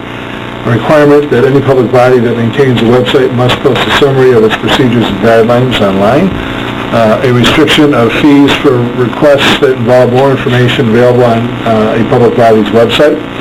A maximum fee of 10 cents per page for copying costs. Currently, we're actually, I think, at 15 cents. Is that right? Yep. So our fees will actually go down for photocopying. A requirement that any communication that conveys a request for information and includes a legal citation to the Freedom of Information Act or the word information, FOIA, or copy must be construed as a Freedom of Information Act request. There's an expansion of the $20 fee waiver to organizations designated by the state to assist persons with disabilities and mental illnesses. Additionally, there's a requirement that a municipality reduce the amount of fees charged if it does not timely respond to a request. And the last highlight is an increase in the fine for arbitrary denials from $500 to $1,000, and a new fine of $500 for excess fees that could be levied against the city accordingly. Again, the packet does include some rather standard boilerplate language that brings us into compliance with the new Act as it's been written currently. As I say this, there's still continued discussion throughout various lobbyist groups in the state, and in trying to understand the implementation of the new law. It's certainly possible that this will be back in front of the city council at some point in the future if the law should change again. There's been rumor that it may be amended in one way or another, and if of course that requires us to change our forms or to change our procedures, then we'll obviously have to bring it back for further council approval. Is this document that we see here on the related charges, Exhibit C, is this what we saw at the MMO conference this spring? It is similar to it. Foster and Swift created a template for all their municipal clients, but it's all based on the same act, so it's very similar. Yep.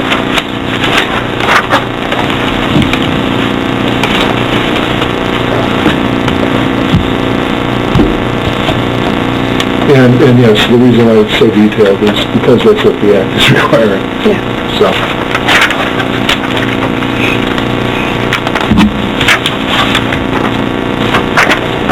This might be Mr. Homey, your question then. If you made a template for all of them, this basically includes the language to make sure we comply with the new act. When that basically is the requirement, has any of this been things that have had like options by communities and we've gotten stricter, or is this basically to fulfill the act itself? It's basically to fulfill the requirements of the act itself. So what we did is we went through and for all of our public bodies then we produced similar documents for all of them, which substantially reduced the cost for all of them. So that's how we approached it. So Ann Searing from my office went through, because she's a specialist in FOIA and Open Meetings Act, went through the new law, developed these policies to comply with the law. So I don't know off the top of my head whether there were any if you will, discretionary items. I don't believe so. It didn't look like it by reading through. Yeah. I mean, and it definitely, the act is definitely making it a more easier approach for citizens to get information, and this definitely helps comply with that. There was a couple parts that were a little interesting, I know, that are probably really simple answers, but were confusing. For example, the one that if we're late, they can get a 5% discount. And I was thinking now, couldn't they, if we're late now, that they can get it for no cost? No, there's nothing under the current law that would say, I mean, you'd have to take action if you... That would require them to go to a court, then they could. Okay. And I think the new one is, I want to say it's a 50% reduction in the labor costs of putting it together. From before? With the implementation of the new law, that's right. Yeah. I wanted to just briefly add also that with respect to appeals, the Act simply states that appeals are made to, I believe it's to the City Council. It's important that while that's what our procedures will also state, that we inform our public that should they wish to appeal, which has to be done in writing, it stipulates to that we make sure that when they address it, it also lists either a FOIA coordinator or somehow on the top of the envelope says, FOIA appeal. Otherwise, the concern is that if mail comes in, as it does today currently, it just simply says, the City Council on it, our front desk administrative staff, we don't open mail that goes to the City Council. We'll just put it in your box. And you may not see it or get it until, beyond the deadline, if you will. So it's important that we are able to try to head that off as best as we can. And so I guess what I'm also saying is that I will apologize if you do end up getting something from us that we think might be an appeal. We're going to open it to make sure that if it is, we're able to process it accordingly without it being. And didn't I read in here too, Mike, that before someone appeals it, takes it to court, they have to come before the council with that appeal? I believe that is true, yeah. Yeah. And just to get back to Mr. Stevens, you're right, it's 5% per day, up to a maximum of 50%. That helped explain it too, because currently it was, if they took it to court. Yes. One of the questions, and you kind of addressed the FOIA appeal, is we have a procedure or a policy, probably more of a procedure on the way we do appeals, and I didn't know if that might be something that should get reviewed, just to make sure that I don't know if anything in this new act addressed that. It did, and it still remains in there that appeals would come before the city council accordingly. I mean, I think we have an additional policy that we implemented on our procedure for an appeal, just to make sure that that procedure is in line with that. And I might be mistaken, but I believe that the procedures that are in here do cover the appeal process, and that this would replace any current policy that we have on the books effective July 1. It's on page 11, covering appeals. Under Exhibit A, right? Under Exhibit A, I believe. I guess, and I might be misunderstood, like, we have that, I think we had the procedures, like, the person gets to come to the council, and they talk, and then we talk, and then we have a separate policy dealing with the appeal process. Practice, more or less. Yeah, just to make sure that we're still compliant on that policy. And that's still at least my intent is that we would offer somebody that opportunity, even though legally it's not required. If the council wants to go in a different direction, we can discuss that certainly. But the law requires that appeals go before the council, but it doesn't require an actual hearing. I see what you're saying. So it's been our practice to provide people, should they so desire to do so, to address the city council during that point in time on the agenda. But it's not a legal requirement, and that's why it's not within the framework here. I'd like this having that procedure, because then we consistently do them all the same way. Right. But here they don't go down to the level that you were talking about. Right. That's probably more of our Insurance. Yeah. And so, like I mentioned, unless the city council would desire to go in a different direction, it's certainly our intent to keep that practice. You know, one of the other things that is in here is, that it keeps talking about the website and what's available on the website, and that we have to have all of this information on the website. You know, as I was thinking through this, so we're going to have a form that they can download to fill out on the website, and then they ought to be able to, on that form, have all the different ways that they can get it to us. They should be able to email it to us. We've Should be able to mail it. Special FOIA email address for our coordinator at this point. You know, the reason why I was thinking that was really important is because, part of the answer to them is, if you go to the website at this link, you will find this information. And if you send somebody that in writing, it's really hard to put it into the computer to get to a link unless you're using some other type of, tiny URL or something. It's a lot easier to click on a link and get to the right place.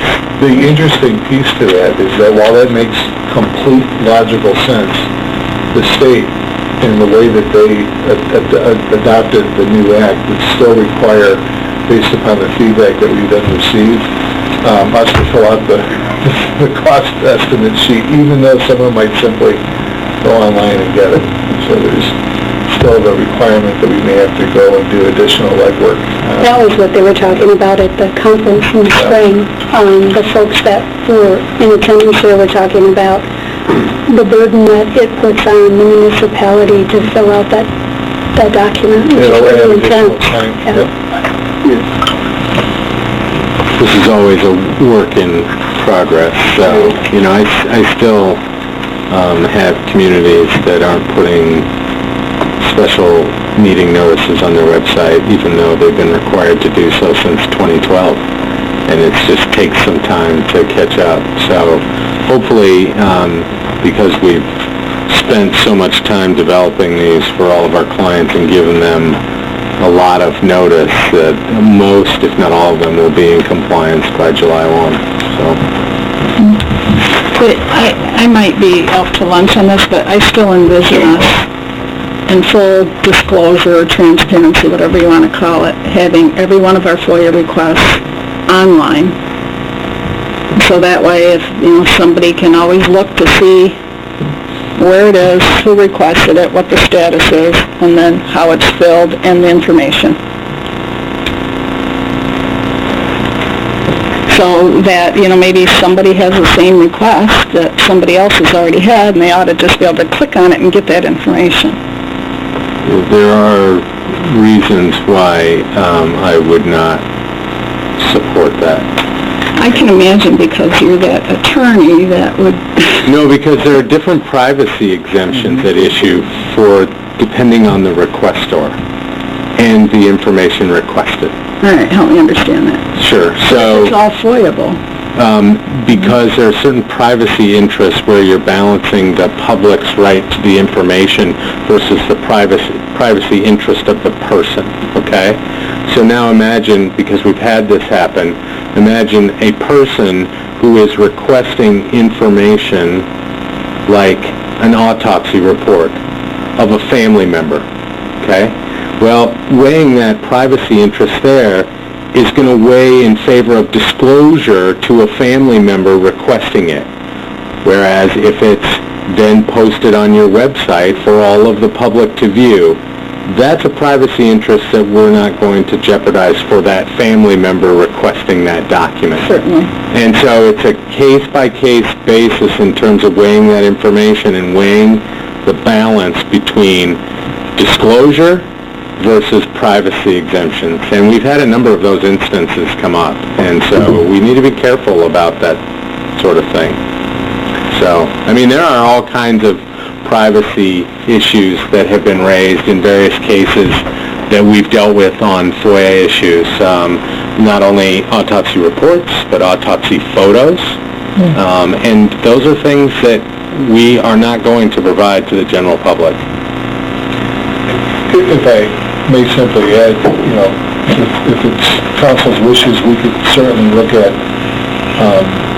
posting, FOIAs that we've received, or FOIA, Freedom of Information Act requests that we received and the subject matter, and just, leaving that as sort of a static, document, not where you can click and download the information per se, if that's trying to meet you halfway. Is that what you were talking about? Or having the documents that you've been given him? Why not? The request and then what was provided to them. I mean, a lot of it is stuff that doesn't need to be protected. Some of it, yes, but I don't think that we want to be in the business of then picking what goes on your website. Pick and choose. And I just, from a privacy interest, I have some issues with that. I understand your point, and I understand it, but I think that there are far too many problems potentially with doing that than it's worth. I mean, I think what the chief part of what you're saying, though, is if someone requests a document that's not on the website, you could always add that document to the website so that someone else foiled it. But yeah, when you start getting names involved, now that might discourage people from FOIAing, or we get into choosing. But you might have a point if it's a document that we can put on the website, so the next time if someone does it, they can just say, well, it's on the website, you don't have to FOIA it.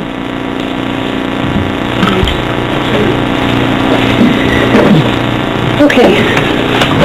Well, for the purposes of moving this resolution forward, I'll make a motion to adopt a resolution to approve the Freedom of Information Act procedures and guidelines a written public summary and detailed itemization to comply with the Freedom of Information Act as amended.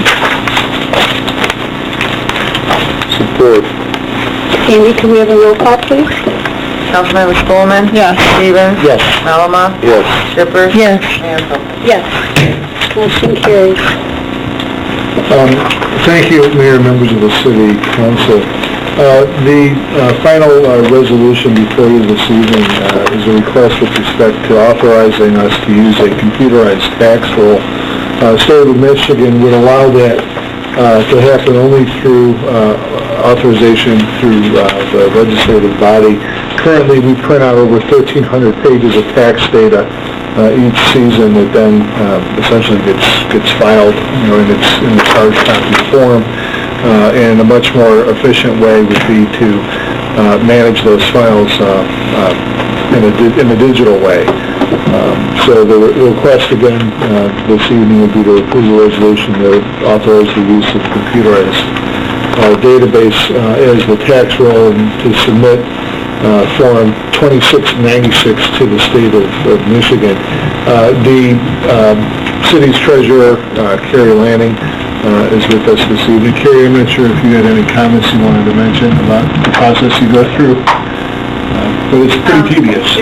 Well, we developed a checklist, and we go through each checklist to make each item on the checklist to make sure we have everything covered. The city assessor signs off on it, as well as the county treasurer, to make sure everything is valid.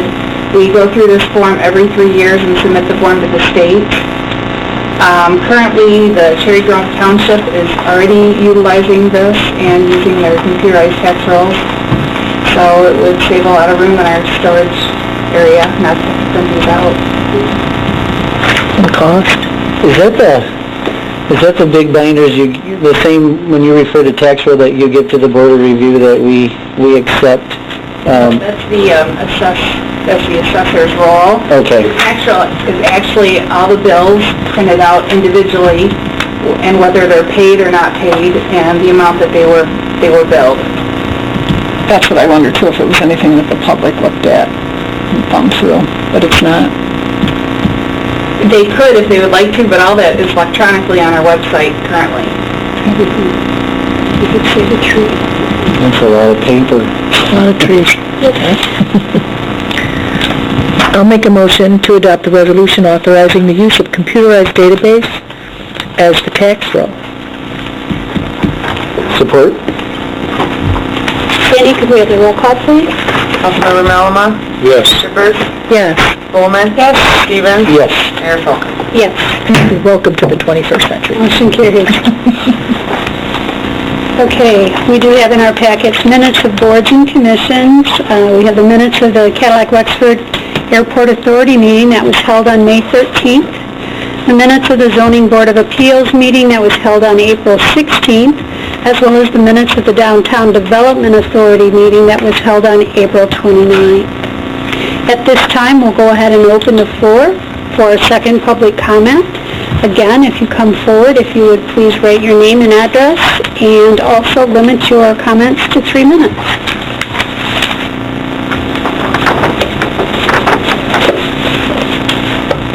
Hi, Bill Allen from Cadillac, and I'm here to for the advisory committee for the dog park. And I was originally hoping that tonight would have been an opportunity for me to be on the agenda to update the council on what we've been doing since last time I was here, and to also ask that the city direct the staff to submit a grant for us rather than coming from the committee. We felt that coming from the actual city itself was going to be beneficial. And so I was going to be here today to do that. In meetings with the city on Friday, I was told we were off the agenda. And I wanted to, I'm hoping that will be brought out in the good of the order of why that was done. In talking to my liaison today with the city, there was some concern about that the property hadn't been worked up, or that there hadn't been looked at in terms of a commitment by the city, and I can understand that if that's the case. It's just real bad timing for our group right now. And in August, we were here, just as a reminder, and the council approved the project, approved the site that we were looking at, 13th Street site, after we had done our go-through of other city properties, and that was our recommendation. And so we've been moving forward. And as far as I knew, everybody in the city knew it. Jeff's been out, we've talked about that area. Owen was brought in on it to talk about if we start taking money, how are we going to put that in. We've had city officials at all our meetings. Al Dumon's has been there right from the start. And so it seems like a kind of a real heavy curveball for us. And I'm interested in learning what the issue is and kind of where our group is at, because this really is kind of a game changer for us if this particular piece of property is either A, not available, or won't become available for some time in the future given some of the other time constraints that we have.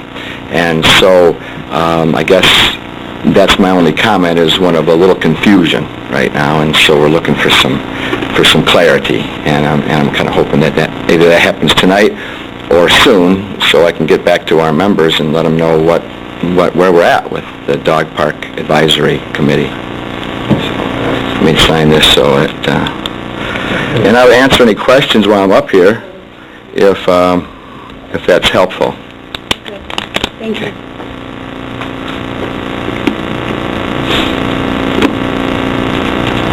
Okay, that then will take us to, actually, was there anyone else? If not, I'll go ahead and close the public comments for this evening, and then we'll move to good of the order. Councilmember Miller.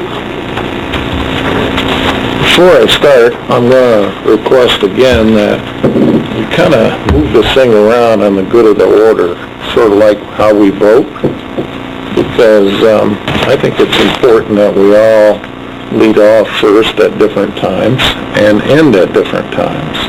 So I'd like to make that request again.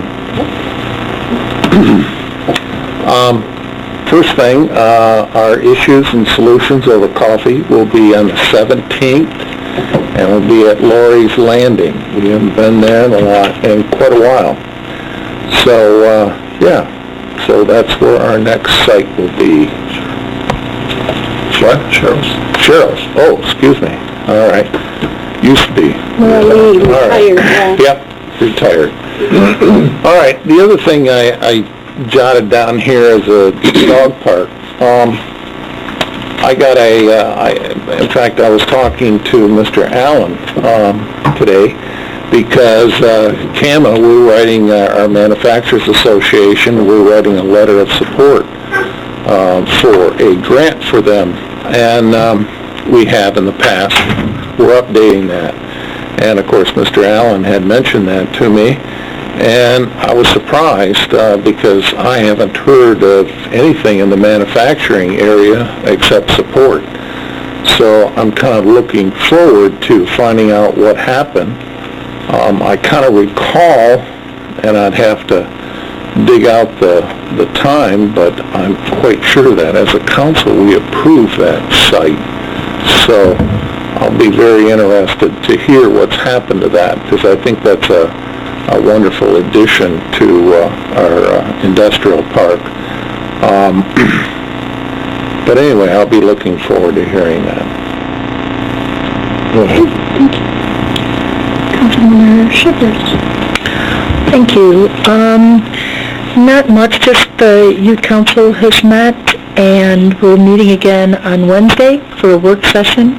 They're planning a project for substance abuse prevention for our local youth, and it's a pretty cool project. I'll wait and let them trot it out to you when it happens, but continuously it's just so fun to work with them. Thank you. Councilmember Spillman. Thank you, Mayor. I have a few things on my list tonight, and one of them is I'd like us to consider maybe changing, the agenda structure sometimes when we have public comments, or excuse me, public hearings. And it seems like we should be able to do the communications piece before that, so that when we have people here who are here just to get approval for a banner, or just to get approval to use the pavilion, or just to get approval for something like that, they don't have to wait such a long time for us to get to them. You know, today it was 50 minutes before we got done having the discussion on the water rates. Last month it was more than 50 minutes, and I don't know how long it was, but it was a really long time, that discussion about the budget. You know, and we had that whole group here from the back to the bricks that had to sit through all that. So, and we've had Leadership Cadillac here before, and they've had to wait a really long time until we could recognize them. So I would ask us to take a look at the structure of the agenda, and I think I understand why we turned it around in the first place, is because if we had a manufacturer here that was requesting an IFT and we were having a public hearing for that, we didn't want that to be at the end of the agenda. It used to be towards the end of the agenda, those public hearings. So maybe just flip communication and... Yeah. Yeah, you're questioning whether or not I'm right, and I'm not gonna, I might not be, but I remember sitting here looking at them having to sit here through a lot of other stuff before too, and so I'm not exactly sure where it was. You're right though, when we have to set them for a public hearing, they're at the end. Sometimes the last item, and then the next time when they're the public hearing. That's what it was then? Yeah. Okay. So, there's that, and then, I'm gonna pick on you, Jeff. You get it tonight. And it was that slide that you showed that I couldn't even see from here. There's a way to be able to put charts up on the screen and to make them large, and I'd be more than happy to come here and show you guys how to do that. But nobody in this room could see what that chart was, because I couldn't even see it from here. And so if we're going to do it, let's just do it so that it's done right. Thanks.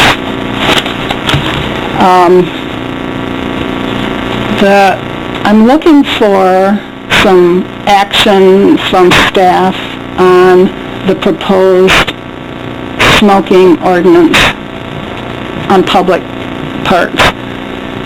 This is something that, I don't know what happened, Marcus, and I hope you can respond to why this hasn't gotten done over the last 2 years.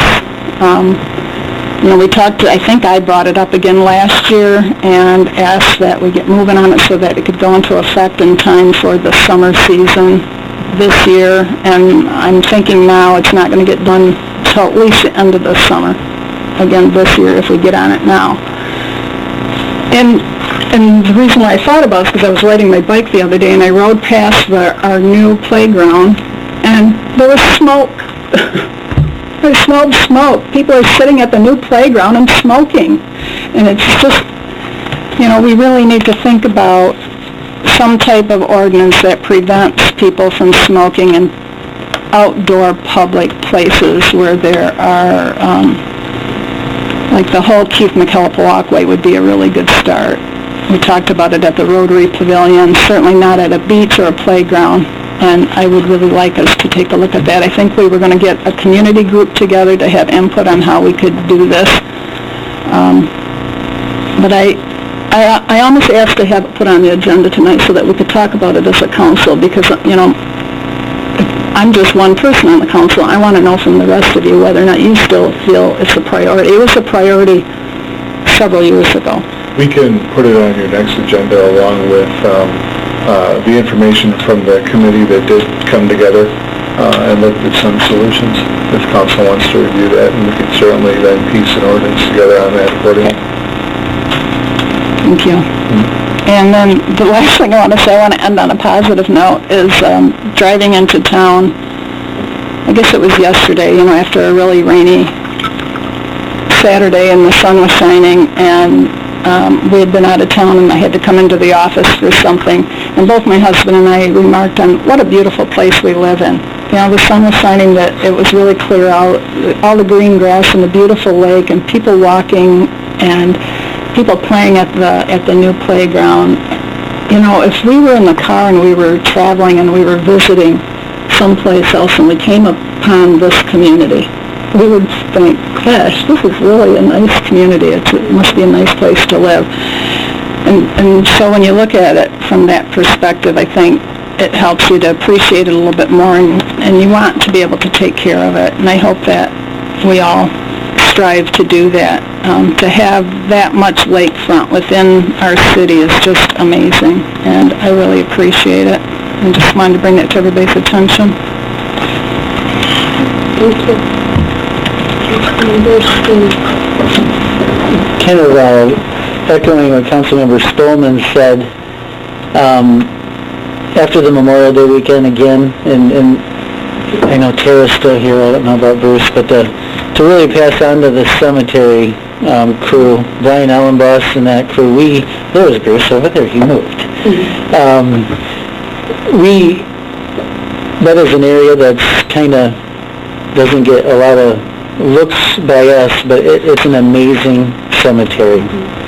And you hear it, and you take a holiday like this, and you see it compared to other ones. We are fortunate, and I know Brian's not one to look for credit or even be around to get it, but if his staff is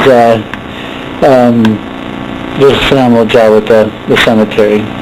So I wanted to mention that. I also wanted to specifically kind of to follow up from last meeting. I had a little bit of thinking afterwards. I know at the end of the meeting we talked about the communication on the budget aspect and communicating at the meeting. And I had mentioned about Councilmember Melima having given some a couple email notice to us, but then it is myself. And interesting enough, I got to thinking afterwards. I want to personally apologize to Councilmember Spolman, because you're the only one on the budget I did not try to communicate with on that. I talked to everybody else, or attempted to, but I also want to just clarify, and I hope Councilmember Shippers can join me on this, because I know you were kind of being critical of us not communicating offline and talking here, but somebody has to respond back to somebody for that communication to happen. And I think it would be fair, you know, that I had multiple calls and texts into you and not an answer back. So I just want to make sure, I had a couple of people kind of nail me on that in the public, but just to make sure that, I agree with you, we should offline, but it's going to require communication. But who I didn't try to call was Councilmember Spolman, and so that was the one that I didn't call on that. On the topic of communication, I did have a brief conversation with Mr. Allen today. He kind of gave me an overview on this. I went back and checked. He mentioned the August meeting. I think this threw me for a loop too, because I went back to the minutes and we actually approved them as a official committee for the city. Part of that was because they were looking at obtaining grants. We also, I did not realize this, so I went back. We approved them. We also approved them to continue planning, and we also approved them utilizing a portion of the city welfare where they're looking. So, you know, I do want to say I think this needs to be really addressed for us, because we've given them all the tools to go out and do what they've been doing for months, and now I see them seen as a roadblock. And eventually I think it needs to come back. If there's different reasons why we shouldn't be using that property, it needs to come back to council, because we've already approved them to use that area. And I know part of their planning was for grants. So I hope that topic can come up, or maybe get some communication with that committee, since they are an official Dog Park Advisory Committee for Cadillac now and try to get a better understanding of the situation. So I'd be willing, to see what we can do to correct this and not stop their process, since we've done everything, we've authorized them to do everything, and they're actually doing it. So that's my feelings on that, and that's it. Okay, thank you. Marcus? Thank you, Mayor, members of the City Council. The first thing I wanted to mention is that there's going to be road work off of Old 55, essentially from Granite Street through Sunnyside, regarding MDOT road work. It's not a city project. The project's going to be starting June 15th. Couple areas just to mention. Sidewalk removals are going to occur at the intersections. Lane closures will be occurring later in June. There'll be flag control out there. Bruce, is there a way we can get some public information online on this perhaps as well? I have to check with them, Dad. I won't say that. Yeah, I have a pretty generic flyer. They're knocking on everybody's door out there. Right, I was going to say, they did mention that they're going to be doing knocks on doors, but for folks that don't live there but still use that route as a way of getting around the lake or getting through the city, it's going to be perhaps quite frustrating. With respect to the Dog Park Committee and the work that they're doing, I did, while we were sitting here, did look, and you're right, the minutes, August 18th of 2015, do state how the city council recognizes that group and also recognizes that they'd like to use a portion of the old city well field. The committee certainly looked at and analyzed a variety of other locations in addition to that location. When this came forward, when we were putting our agenda together, came forward on Tuesday of last week, there's still a host of questions that are out there that frankly need to be addressed, which I didn't feel comfortable in bringing this forward to council at this point. Some of those questions were, what happens when the city vacates that site? Is it something that we wish to look at marketing as a potential industrial site, or some other mixed-use type public use site? Currently, it's obviously a public use site as it's an operational location for our well field, but it brings a big question up. Is there going to be the opportunity for there to be some kind of marketing activity or something there? And if so, with the dog park there, what happens to that facility? Does it get relocated? Does it go out of existence? Is there a plan B? Is there another site? Another issue is with respect to ongoing maintenance. I absolutely credit the Dog Park Committee folks for soliciting some grants. They've had some success, and certainly staff is supportive of the creation of the dog park itself.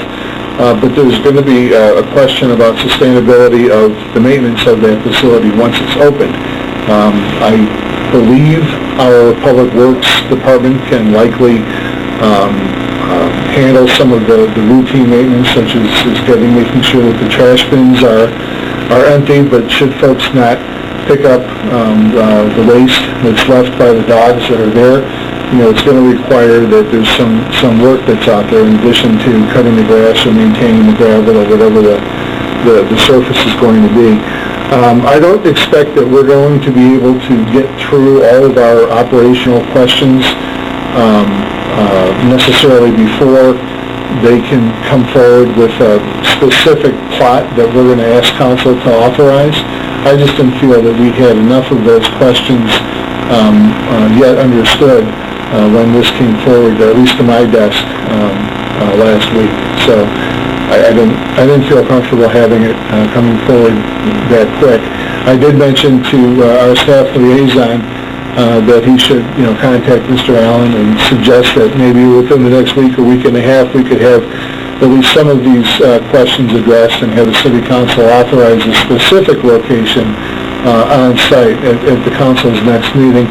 I was also made aware that the Dog Park Committee is looking at hosting an open house. I want to say June 13th.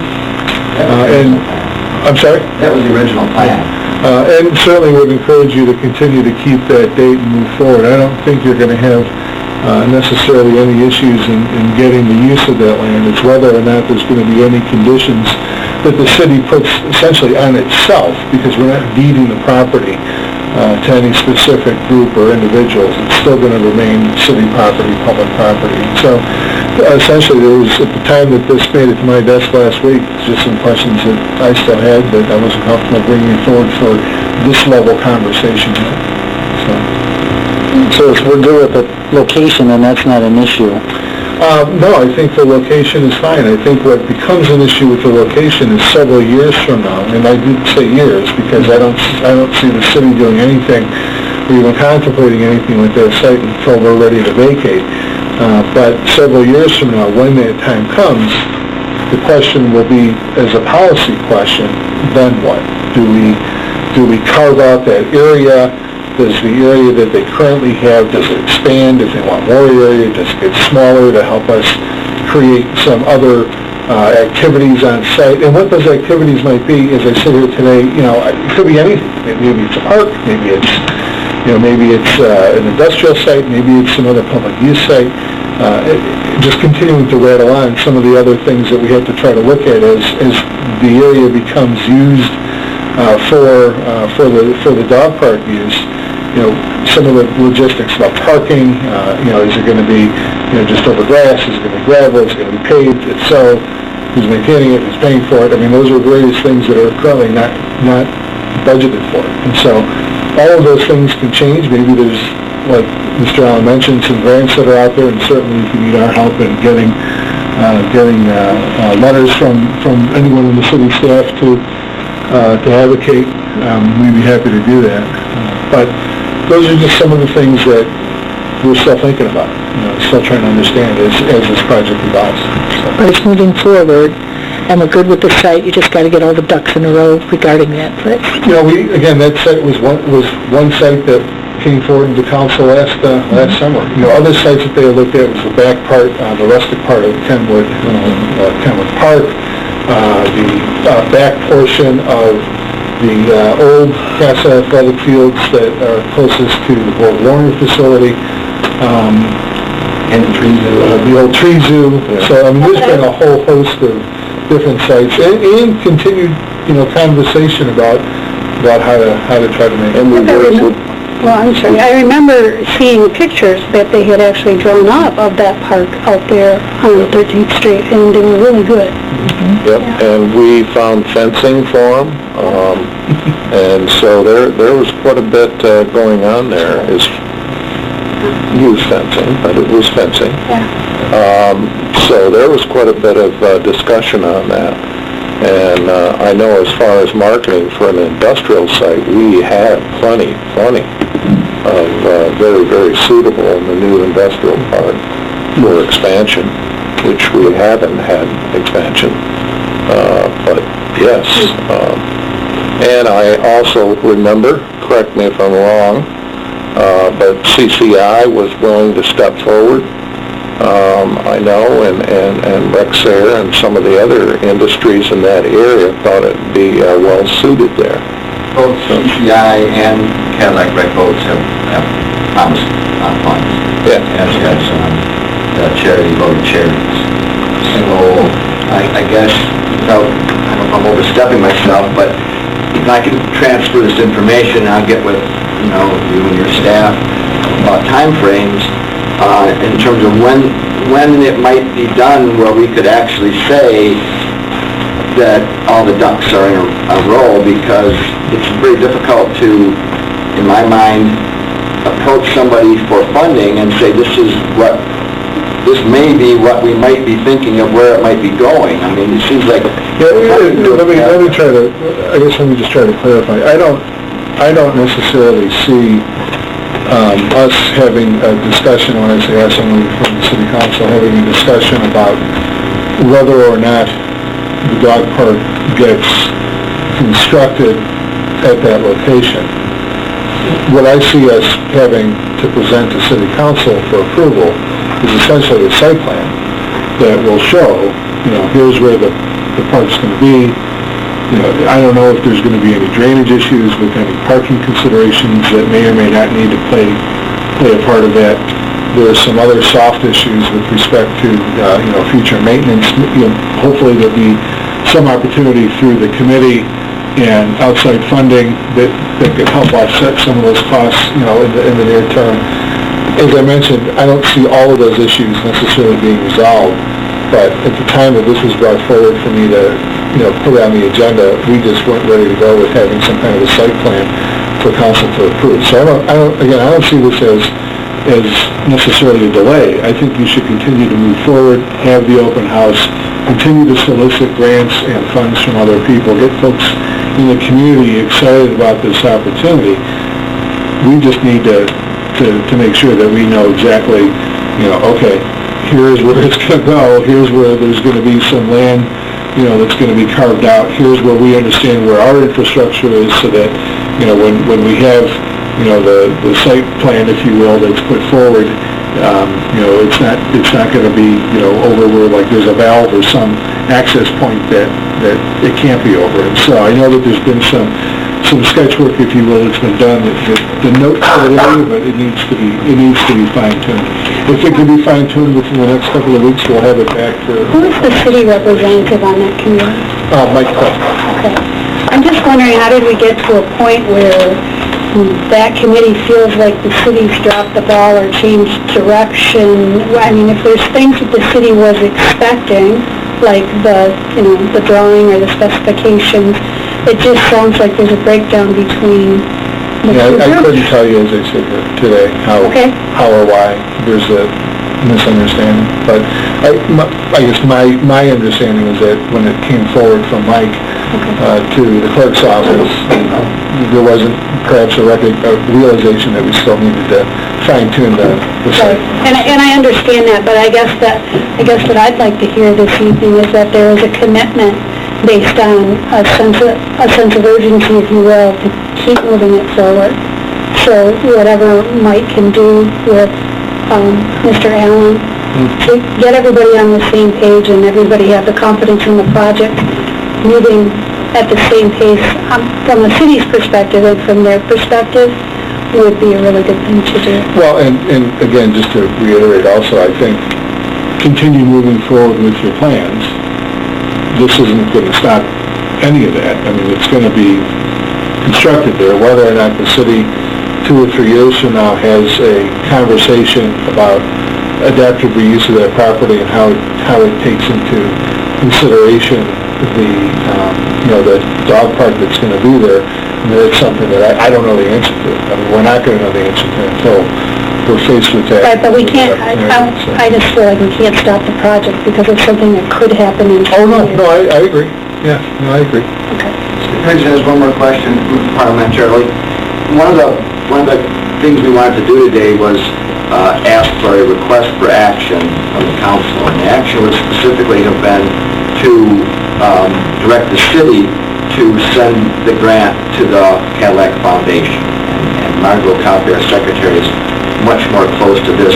But that was suggested to her by other civic leaders as holding more water and credibility with the foundation. It was actually ordered from the council, the city, to do that rather than a committee submitting that. My parliamentary question was, we felt that in order to get that done by the June 30th deadline, which is the deadline for this particular grant, we would have to make that approach tonight and then come back for action in 2 weeks. That's kind of one of the time-sensitive issues here. Would that type of action require that type of a procedure, or could the council, if that in 2 weeks that site, if magically Marcus's people could get comfortable enough with the site and all that, to put it in front of you, could action be taken that night, or would there have to be action then in a subsequent meeting for something like what I'm asking for? If I may, the city applies for grants all the time, and so it doesn't require a motion or resolution from council to apply for a grant. So good. Because that was probably one of the most difficult things to try to reconcile, was that time frame. If you would be so kind just to communicate with Mike the information that you're looking for us to to send in, we'd be happy to do that. And we've got the grant all written, it's all ready to go. Yeah, support. So I'll get with Mike and get the ball rolling with you and everybody that needs to, and I totally understand. Just wish that that would have come earlier, but it didn't, so what things are out there, so thanks. Okay, was that all you had for good of the order? That's it. My only other comment was going to be to add, if you could, Mr. Wallace, our Community Development Director, to the closed session. Okay. And this evening, I guess the only thing that I have is that along Councilmember Spolman's comments about our beautiful city, I'm really looking forward to the Back to the Bricks event this weekend, and they've got some pretty fantastic things planned, and also 4th of July. So with that, we will move. I'll ask for a motion to go into closed session, and in that motion we need to ask for John to join us. Make a motion to adjourn to closed session to discuss pending civil litigation in the case of the City of Cadillac versus Michellate Court, Oxford County Circuit Court Case Number 14-25602-CH, and includes staff member John Wallace. Support. Sandy, could we have a roll call, please? Councilmember Shippers? Yes. Coleman? Yes. Stevens? Yes. Alma? Yes. Mayor Folkins? Yes. Motion carried.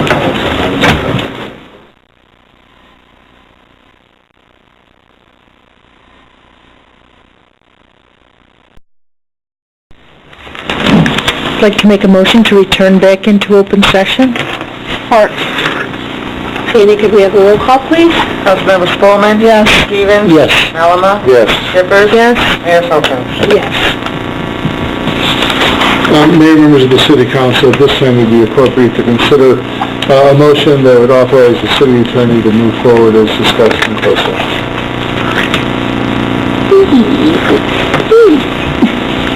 I'll make that motion. Do we have support? Support? Sandy, could we have a roll call, please? Councilmember Stevens? Yes. Alma? Yes. Shippers? Yes. Coleman? Yes. Mayor Folkins? Yes. Motion carried. And with that, the meeting is adjourned. What is going on?